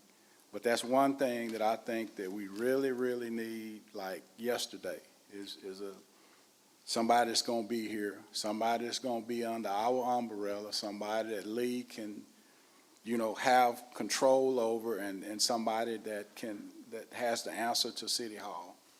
That's all I got on that, Lee. You can continue. I just got one comment, Mayor, with Go it. ahead. On the plan review and everything, it doesn't matter what city you're at. It takes between 2 days it could possibly take 4 months, depending on how big and complex the project is. So if they're having to wait a week or two, I mean, that's standard, unfortunately, just depending on their workload and everybody's workload. But just so everyone knows, it's not just us that takes that long of a plan review. Yeah, but see, they think it's us though. They don't know what we know. And it's just causing a big headache, man. I mean, over and over and over, the word is out that we discourage businesses. I read somewhere where Kroger wanted to come to Cleveland and we didn't want Kroger. And I'm like, where is that coming from? But that's public perception, and some people buy into that. So, but that's my spiel on it. So we can go ahead, Lee. Thank you. I want to make a quick correction on the airport fund revenue, it's not 2 million. I know Eric started to jump up real quick and run off, but it's not that. I'll get you the correct number on that. We did split it, so I think that's where the confusion was. We put it into town. I thought he was fixing to leave, so I want to make sure you know that, Eric. That's not what it is. Mr. Tipton, I do have a handful of questions here on the budget. Absolutely. And we're on the personnel slide, so I'll start there. I know last fiscal year, there was some raises implemented for staff, and unfortunately, it did not include all staff.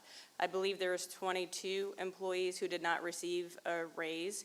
Have those 22 employees, if they're still with the city, has this current budget budgeted a raise for those 22 that did not receive one last year? We still got a little bit more to go, but I'll answer that now. There was a full intent to try to do a 2% across the board for everyone. That did not pan out, and there was also the moving the 5% TMRS to 7%. That also did not pan out due to the cost of it. So at this moment, there is nothing in for any raises and or the movement of the 5 to 7%. And just to be clear, I am in favor of not having across-the-board raises this year, but I am in favor of providing the raise to the 22 who were overlooked last year. That's just my take on it. However, I do have other questions, but I want to let you finish. I'll hold them for the end.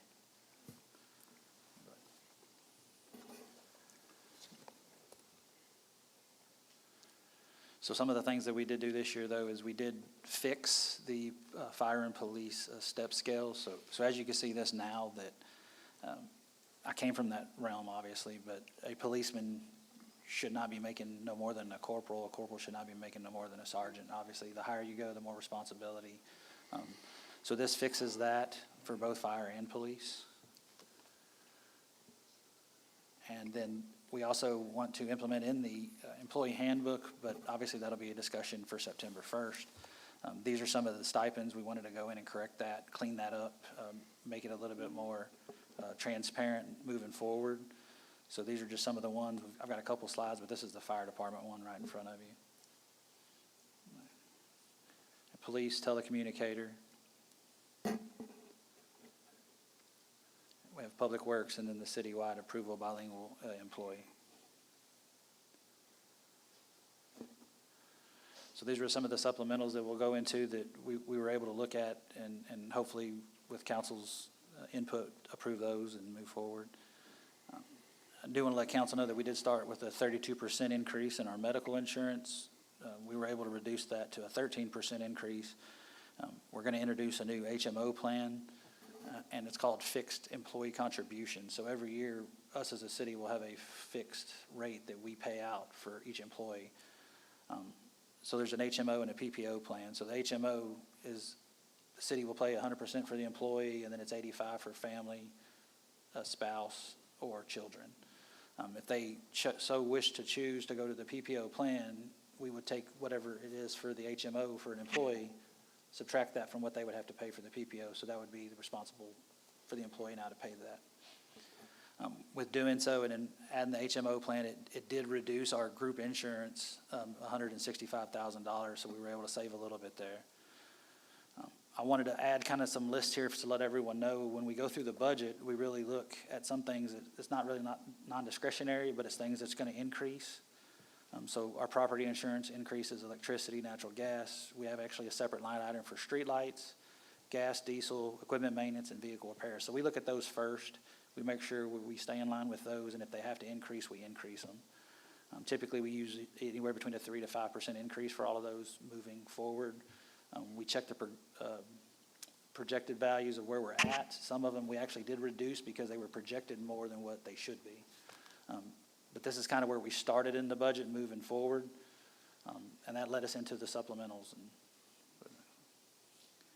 So these are some of the reoccurring things that are on y'all's long list of items that were being requested, much needed items.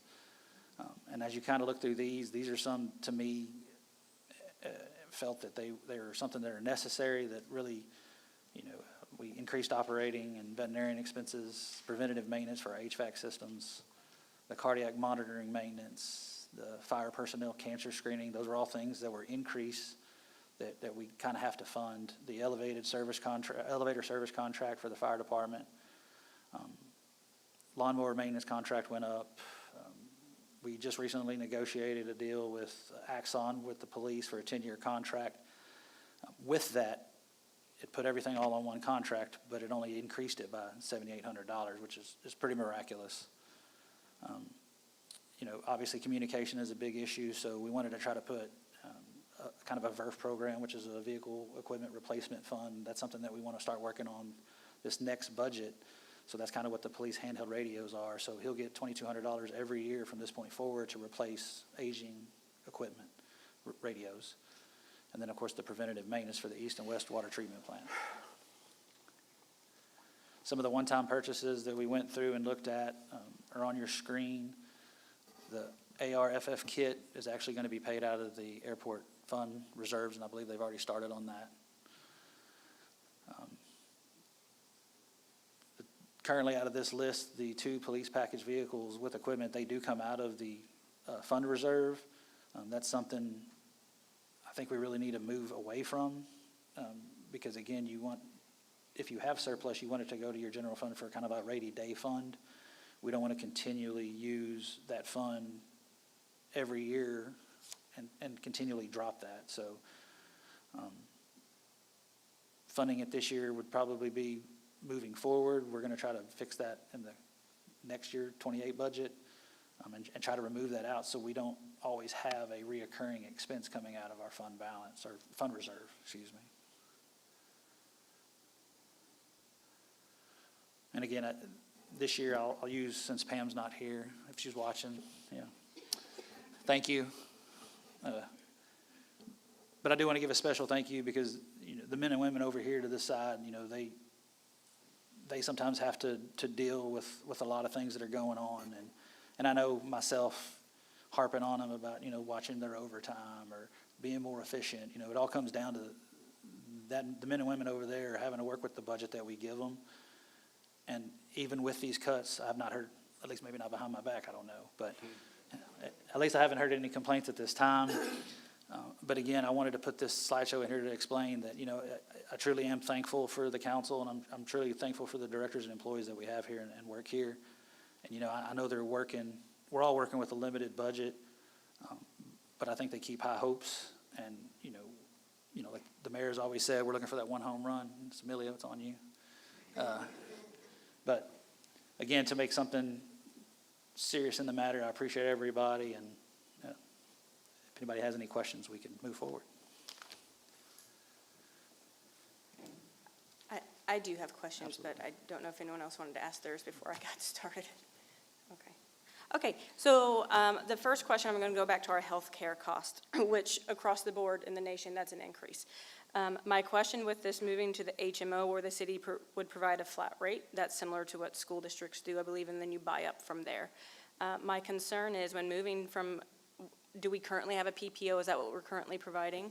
Yes, ma'am. Okay, so when we move from PPOs to HMOs, does that put our employees at the risk of losing the doctor that they regularly see that may or may not take this newer insurance?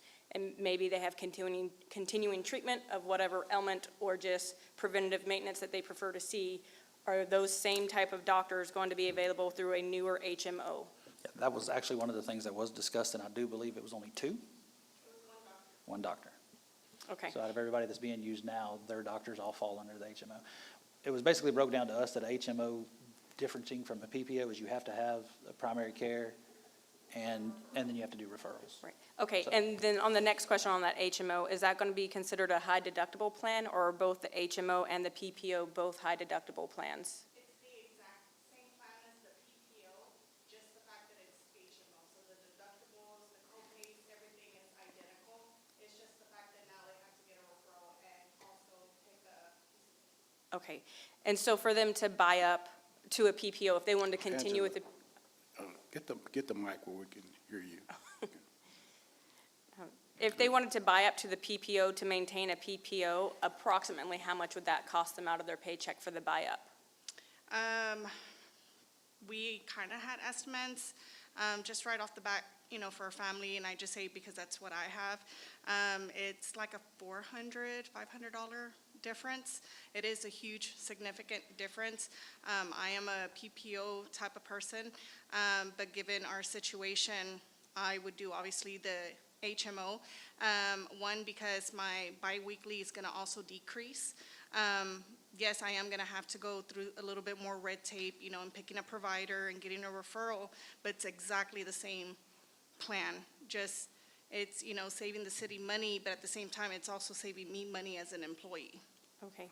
And then, again, insurance it's a beast of an issue everywhere. Correct. So with the HMO, you said only one doctor. Now, what about healthcare facilities?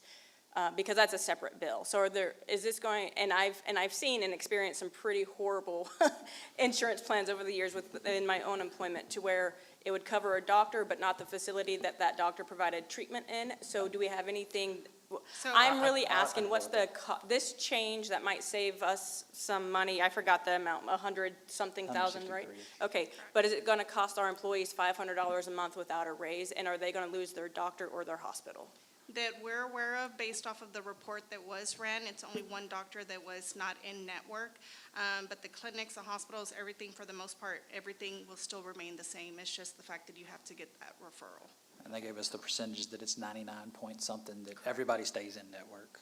Correct. We don't have a lot of And there people is going outside. a link to, for the employees to be able to go on there and, look for their doctor, look to ensure that they are, in network as well too. But for the most part, it's the identical plan of the PPO that we currently are on now, just the fact that they have to go through additional steps. Okay, and then they're out of pocket, their deductibles, their co-insurance, there's no change, it's just extra Correct. steps for a referral? Okay, Yes. all right. Thank you, that's all that I have on that topic. And then, Mr. Tipton, the current shortfall, I wrote it down, $436,000 for this fiscal year coming up, correct? And that's with all these proposed changes and supplementals. So with the proposed budget, we're looking at a shortfall of $436,000. And so are we looking at a transfer out of water and sewer? You mentioned that briefly. You said that we could potentially transfer $396,000 out of water and sewer. So is that what we're looking at to cover this shortfall, or the majority of it? And then my second question of that water and sewer is, what was our transfer from water and sewer this fiscal year, but like last budget season? So how much did we transfer now, and then how much do we intend to transfer for this upcoming budget year? Yeah, if I'm not mistaken, I think last year was around 1.5. And this was something that we, Pam and myself, got together on. We wanted to clean up the budget, I guess is the best way to say that. There were, so you're allowed to take a percentage, let's say myself, how much is the percentage that I use that I deal with water and sewer on a daily basis? Let's say 30%. We could take 30% of my salary and apply that to water and sewer, administrative fees. There was some people, I think, that were in there that was at 100% that probably shouldn't have been. So we moved them out, put them back in the general fund. That obviously helps with the shortfall. So yeah, we would likely end up having to take an additional amount out of water and sewer, and potentially an equal amount out of the fund balance to balance out the budget. I mean, obviously, we're still waiting on the final numbers, so that could obviously change. Yeah. But that would be the intent, to balance the budget. So these are again projections, and we are waiting on that county information. So to balance the $436,000, we're looking at a transfer out of water and sewer and a transfer out of the fund balance to break even with that $436. But you said 1.5, so you're saying we used to transfer 1.5 million. So you're actually telling or saying that under your tenure that you've brought down that transfer from over $1 million to about $436,000. Am I understanding correctly? No. No. No. When you said 1.5. I wish I had that kind of magic. I was like, what did you do, Trust Mr. me. Tipton? So there was always a transfer into 100, and it was like 1.4, I think we did last year. But out of that 1.4, there were people that were still coming out of water and sewer that should have been in 100. Does that make sense? Okay, So instead of transferring, let's say 1.8 to cover it all, they were only just transferring 1.4, but keeping people in water and sewer to not make that big of a transfer. Does that make sense? I understand, yeah, Okay, yeah, okay. So we moved those people out, which in turn, if we transferred 1.8, it would probably be the same amount. We just put the people in the right spot to make it a little bit more transparent. I was going to say to reflect a more accurate budget or with proper funds. So my next question here with the water and sewer fund, which I know legally you can transfer out of, and we've used it in practice, and other cities use it in practice again regularly. But what is the actual intended projects or scope of that fund?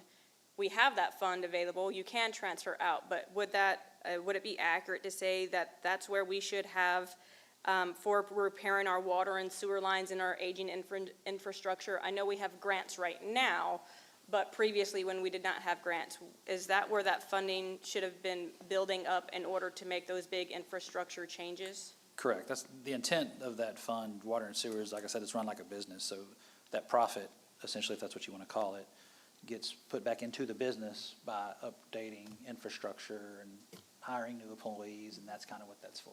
And then every year we take some of that money out to cover other operating expenses for the budget year. Again, we can correctly, so that's something that Pam and myself are working on. We're going to go through and make sure the percentages for each employee that we do that with is correct, and that there's a very transparent way of looking at this that, like me, like I said, with what I deal with, if it's 30%, we want to make sure we're taking only 30% of my salary and applying it to that. So that's something that's on our plate that we want to do in the following year. Right. And and I understand there's been a lot of hours and a lot of intentional thought and transparency within your leadership. And I understand and I appreciate that. I think initially whenever, as a resident or someone comes in and says, oh, we have a shortfall of nearly 500,000, which is very much rounding up, right? But whenever you look at a big number that way, people are going to ask, what is the city spending their money on and why are we that short, right? So, like, if you were explaining that large number of 436,000 to just the general public, why is it that large and why are we that short for the residents watching? Hold on, before you answer that, Lee, okay, now this is my 8th year here at City Hall, and we've came up short before, and a lot more than what we are now.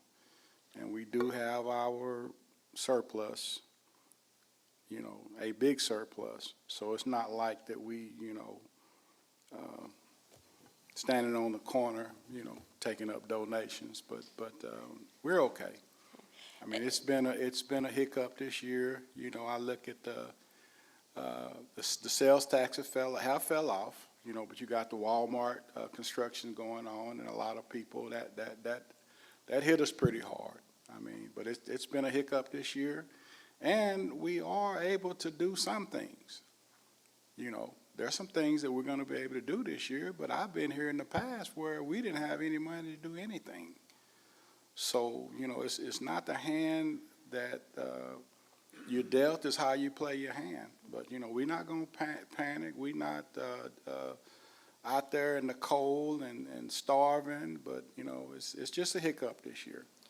Go ahead, Lee. And Mr. Mayor and Lee, both to clarify, again, I'm not placing blame on city or staff. Again, you've got rising costs and a budget and lower projections and all the things. That's moving parts. I'll give a real life example, and someone can correct me on the amount if I'm wrong. I believe 2 years ago, we called a special town hall because we are approximately $600,000 of a shortfall, and we are saying that the majority of that shortfall was because of fire services. And then we were asking residents to come up to give us ideas and feedback about how to address fire services and what it was costing the city versus the contribution from the county. So I'm in no way accusing staff or anyone of mismanagement or non-transparency. I'm saying if we had to provide in a simple way, and this is, I think, less, because I do think it was like 600,000 if I'm remembering correctly, just if we had to provide a short summary when they ask me, how can I tell them in 30 seconds why we're short, is all I'm really asking for transparency to the residents and voters. So I think if you look at the new proposals for the coming up year, they're very, Pam and I went very conservative on those numbers. HDL, which does our sales tax, they do progressions and forecasts. We actually used them this year for that forecast. So again, last year, you know, we take the previous data we have, and if you go back and look, you know, 4 year, 5 year, 6 year, coming to now, our sales tax were increasing. I mean, we went to 4 something to 5 something to 5.8. Progressively, the 6 million would have been the next this year's. And that's obviously not happened. So if we go back to that very first slide, you're gonna see it was a $600,000 shortfall. You know, that would obviously, if we would've hit that mark in our projection, that would have been a plenty money to pay for that shortfall. So, you know, again, it's, like I said before, you know, it's a numbers game, and it's not a,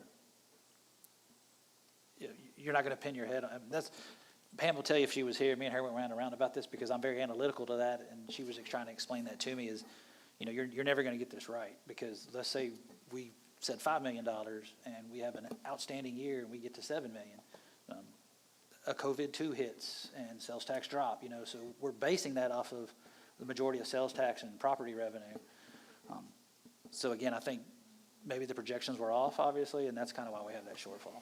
Okay, so would it be accurate, and again, please correct me if I'm wrong, a couple of years ago, we might have contributed fire service and the cost of fire service to a budget shortfall, but this year we can contribute it to collecting less sales tax than anticipated. Therefore, if we had more people shopping local and buying local, it would help contribute to our bottom line. Would that be a very simple way to explain what we're looking at? Oh, absolutely. I mean, that's, you know, Amelia on his team, that's why we have them on staff. You know, their job is to create that revenue, and, you know, we're very pro-business here, and that's, you know, that's what we want. We want people to shop local. We want people to enjoy the amenities that we have. You know, and I can tell you now that I have put a lot of pressure on Amelia on his team to try to get, you know, like I said, it's coming. We can see it coming, but we want it in Cleveland today. So, you know, they've worked very hard to try to get that. I know there's some stuff that we have in the pipeline right now that we hope does pan out, and of course, if it does, then that should hopefully bring a lot more revenue to the city. And I mean this in a positive way, though it might not come across this on a microphone. So we're not going to say that our shortfall is because of fire service and that we have firefighters at the chance of losing a job in this year's budget, correct? I mean, my number one goal was never to try to, you know, have to lay off anybody. Okay. All right, I thank you. can't say that now. I can say, though, that I mean, I think we do have conversation that me and Fire Chief Anderson are in right now with the county referring to fire service. But that's a definite discussion for a later time. And, okay, and like I said, this is just coming from other prior things and within a continued discussion. So anyway, those are all the questions that I have, and essentially, the more that we get people shopping local, the more we can build that bottom line, and that's what we can do to help our budget at this time. All right, thank you. Any other questions, comments? Thank you, Lee. I just had one question for you, and this is in regards to property taxes. And so my question is, in the budget, you identified approximately $358,311 additional property tax revenue, with approximately $242,000 attributed to a new property. Can you explain how much of the remaining increase is expected to come from existing property owners? Yeah, so I kind of went and did some research on that, and so a median home value in Cleveland is considered $174,000. And we'll talk about the tax rate here shortly, but again, if what is proposed is, let's say, 75 cents, so for a median home value of 63 cents today, it's $1,098.72. At a 75-cent increase, it would be $1,308, which is $209 a year, is what they would raise. So it's basically a $17 a month increase in their bill. Okay. Is that the question you're asking? Yes, sir. Yes, ma'am. And then, in terms of long-term sustainability, because you talked a lot about not going into that fund balance, so my question is, are there any other significant expenditures being added to that budget that can anticipate will increase substantially or create any financial obligations in the future? I mean, based on what you see right now? No, ma'am, I don't have anything. I know. Yes, sir. And this one does include the fire truck that we have received a grant. That's $500,000 for city contribution. That was approved previous. That's kind of put into this one. But I don't foresee anything in the future major. And like I said, I'm a very conservative person as well, so I want to try to limit that exposure to our fund reserves. Mm-hmm. So those are things that I'm gonna have to work really hard on in the next budget year to try to you know, Pam and I discussed trying to create a VERF program, which is the Vehicle Replacement Fund. So we take that out of the 100 fund. We're not taking that out of we're not depleting our reserves all the time using that money. So Right. that's something we're going to have to work on in the following budget year. Okay, because the largest expenditure that I see right now is the Polaris for the library, but I see got you. 20,000 of that is already pre-budgeted. Yes, ma'am. I spoke to Ms. Mary earlier about Yes, that. sir. So we currently have a system at Cersei Dynix Horizon. That was purchased in 2005. It's obviously at a point where it needs to be replaced. That's what Polaris is going to do, and that's where they check out their books and they do their inventory. That's kind of one of their major systems that they utilize. We currently do pay, I think it's $25,000. This year it was 25, close to 26,000. It's projected next year for it to be 27,000. But Polaris annually will end up decreasing to 20,000 annually, whereas Cersei Dynex has been constantly just increasing theirs beyond belief. Okay, so it's actually going to be a little bit less than what you're budgeting right now. Correct. Yeah, well, Awesome. I think it was 33,000, I think, that, you know, we'll have to pay for to get the system up and running, but then the 20,000, it's already technically in Already the budget. budgeted. Okay, all right, thank you. Well, I want to commend Lee and Pam and the staff on the work that they put in on this budget. It's so many different hands that go into this thing. And as I said, there is a shortfall, and I've seen a lot worse, but, you know, we're very, very conservative. And that's one thing I can say about the past mayors that I worked with over the past years. We've always been very conservative. And we do have a reserve that's, how much over we're $4 million over the minimum, so we're good. But, you know, we just want to be very conservative with this and very conservative with that surplus. So we, you know, we running a little short this year, but within a few months, all that can change. I mean, it's a work in progress. Wait till they open the Walmart. Yeah, and like I said, the Walmart reconstruction but they're working on that though, and once it gets finished, it's going to be a big boom for Cleveland because Lee and I had a meeting with the managers at SARS Bender a while back, and Cleveland Walmart will have the exact same merchandise as the one in Porter and Liberty, and we'll have the same everything, you know. So it's going to be a big help for us. But right now, it kind of set us back a little bit. But I'm very optimistic, you know, going forward where we're going. And once again, I want to thank the staff for understanding and where we at. And you know, we're going to be okay. We're going to be okay, Council. Okay?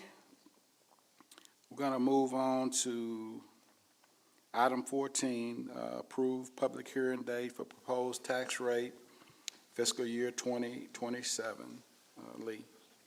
Yes, sir, Mayor. This is a public hearing date that we proposed was going to be September the 15th.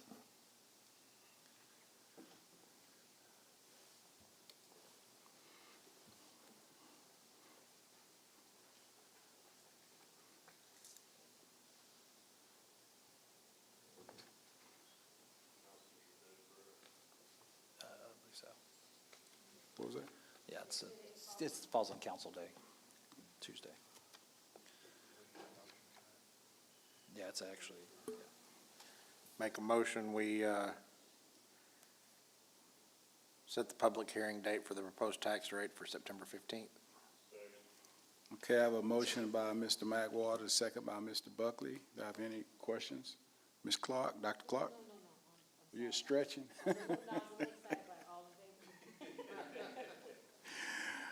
Okay, all those in favor? Okay, motion carries 7-0. Okay, item 15, a resolution adopting a proposed not to exceed tax rate for fiscal year 2026, and we're going to record that vote. Lee? yes, sir, Mayor and Council. This item is to consider establishing the proposed not to exceed property tax rate for the upcoming fiscal year. I want to emphasize that Council is not adopting the final tax rate tonight.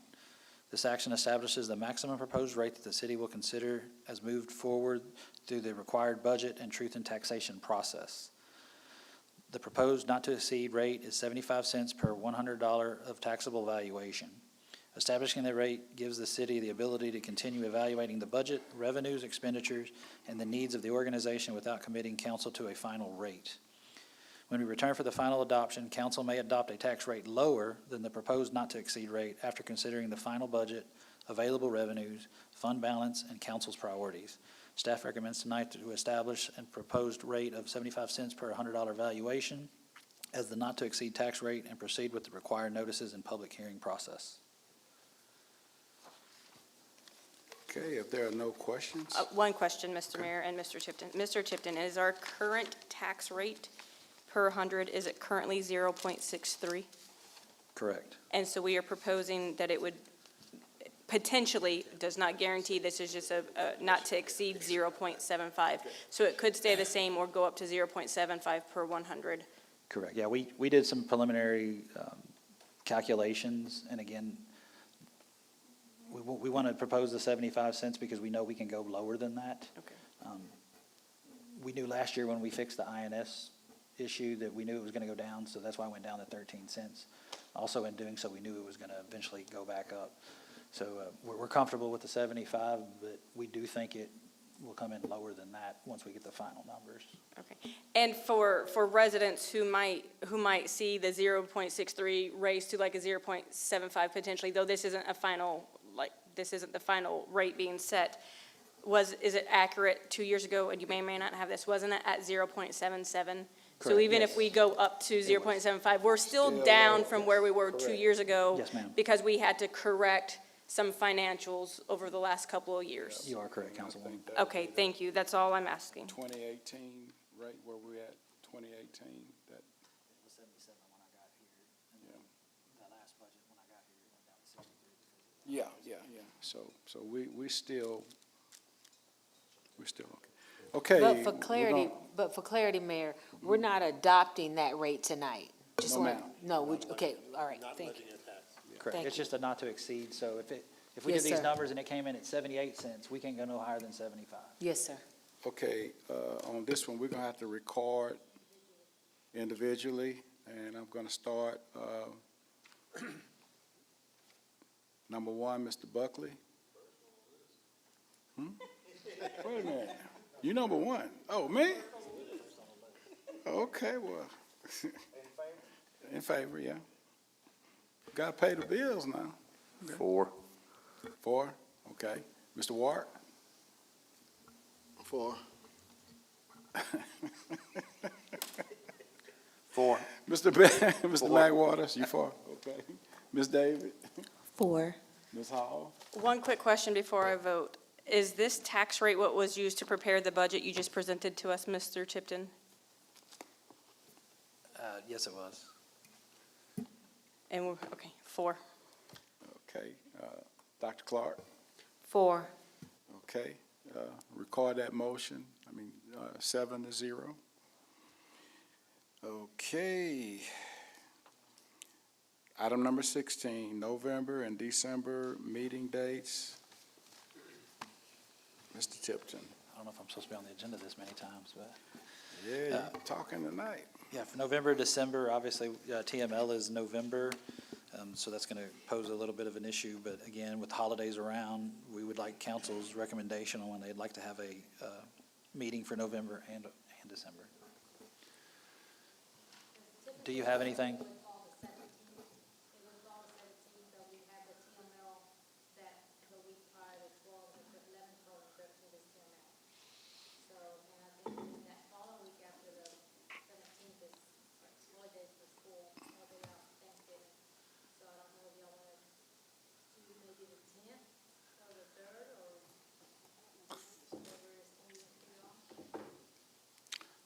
Ms. Juanita, are you calling out dates for November or December? November. November 10th will be a Tuesday. Okay, and then TML is which date? 13. 10 to the 13th, so yeah, we can do that Monday the 9th. What about if we did a Thursday, the 19th? And And why were we not doing the 17th, the third Tuesday? What was on November? Because we would all have to leave the 10th, so we would have to have everything. Oh, the packet. Oh, yes, ma'am. Okay. I was like, where's the one on the 17th? I'm sorry. Okay. I agree with you, 19th. Yeah, I'm flexible, man, whatever. Must be nice, retired. Hmm? Must be nice being retired. I mean, do y'all think y'all could have everything prepared and ready and having everything submitted by, no, the 19th on that Thursday? Because I'll have to, if we're gonna have the meeting on the 19th, the agenda has to be posted that 13th. It has to be posted 3 business days prior to the day of the meeting. So we need to move it up before everyone is out of town. So Monday the 9th before everyone is leaving for TML on the 10th to allow for proper time for posting and for staff, to not. Well, the not interfere 16th would with be the Thanksgiving date, wouldn't holidays. it? So that Monday.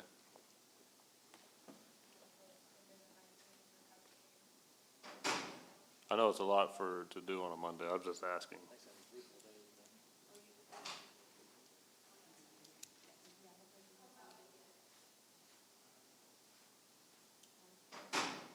Well, I'll throw a date out there and say November 9th, and then someone can second that or let that motion die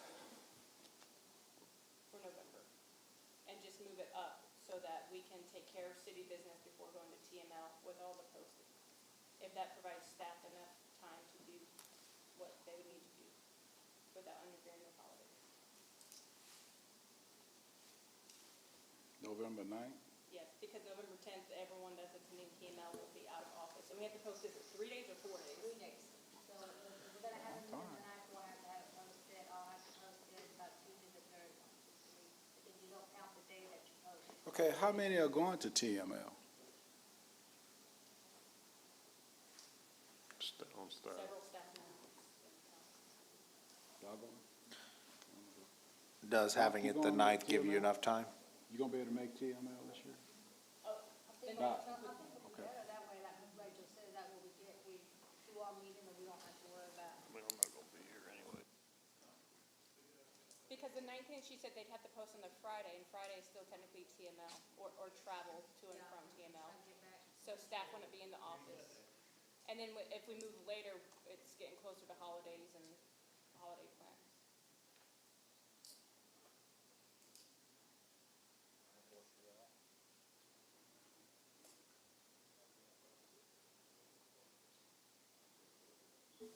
I'll second the 9th. Okay, who made the motion? Okay, a motion by Rachel for the 9th. Do we need to do December before we vote, because it's November and December? Yeah, we're gonna go ahead and do, yeah, we're, Okay, gotcha. okay, we have a motion for November 9th by Ms. Hall, a second by Mr. Mac Waters. All those in favor? Okay, motion carries 1, 2, 3, 4. Dr. Clark?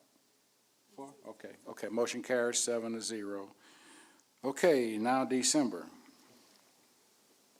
If we have it on the posted date, I won't make it on the 15th, Okay, so. What if we move it to the 8th, and that gives us basically a full month between November and December's? there you go.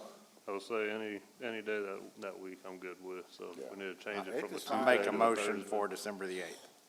Second. Y'all okay with that? Okay, I have a motion by Mr. Buckley, I have a second motion by, is it Brent?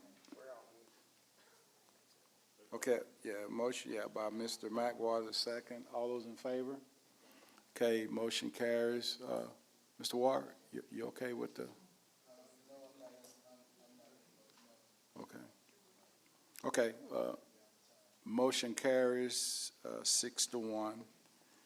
Okay, with that being said, item 17, approval of airport layout plan. Eric? Mayor, council, so I'll come before you. I'm Eric Linder, Airport Manager. So our airport layout plan, asking for approval.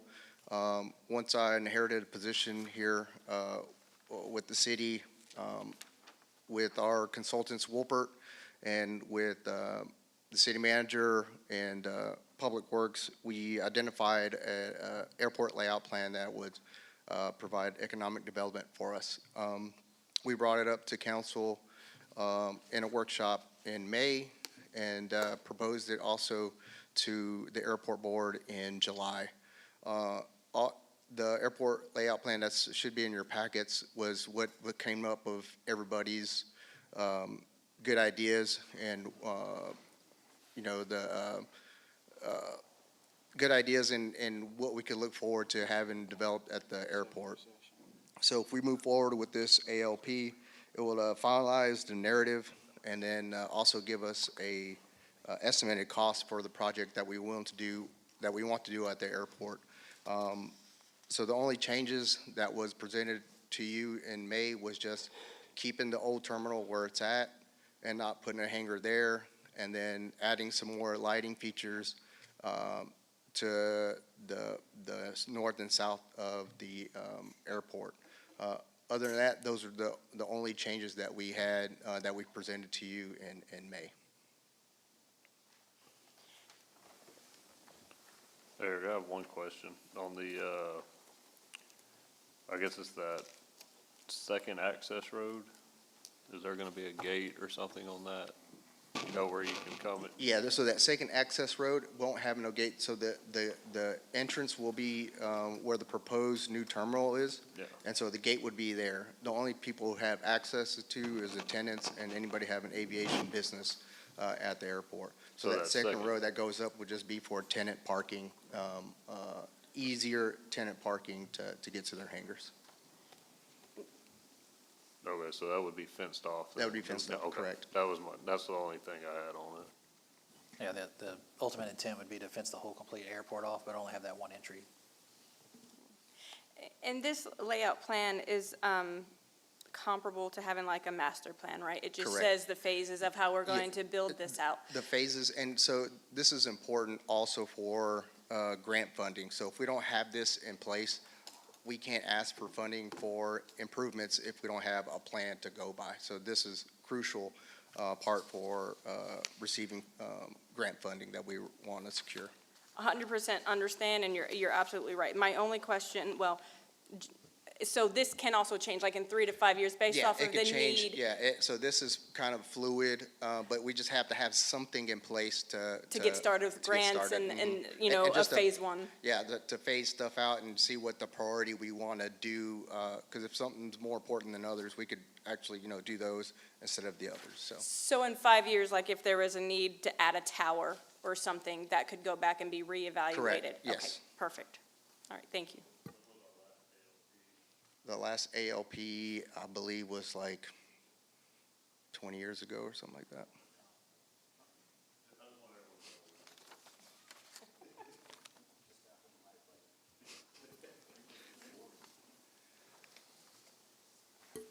I make a motion that we approve the airport layout plan. Second.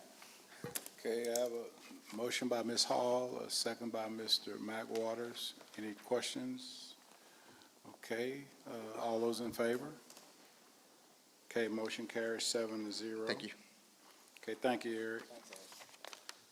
Okay, item 18, first reading a resolution authorizing the real property acquisition project of the Cleveland Economic Corporation for acquisition of real property and property improvements.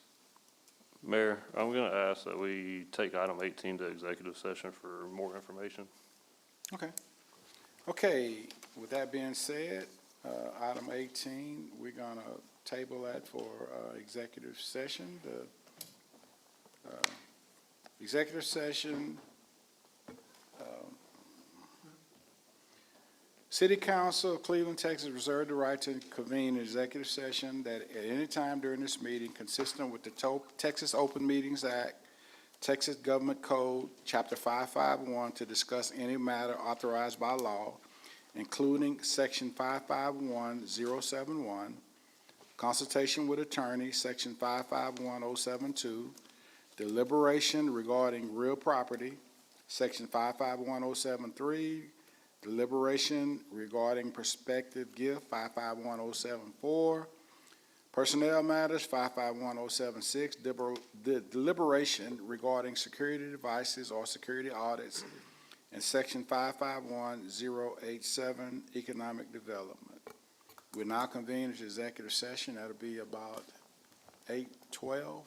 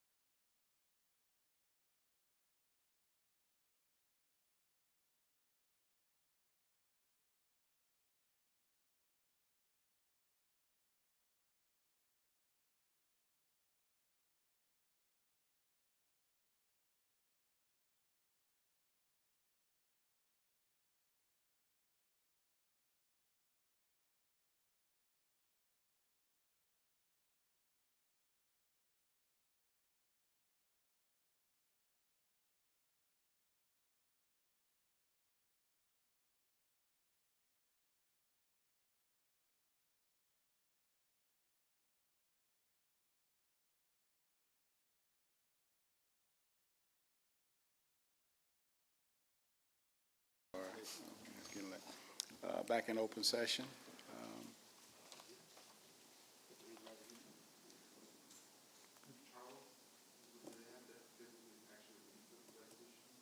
Sorry?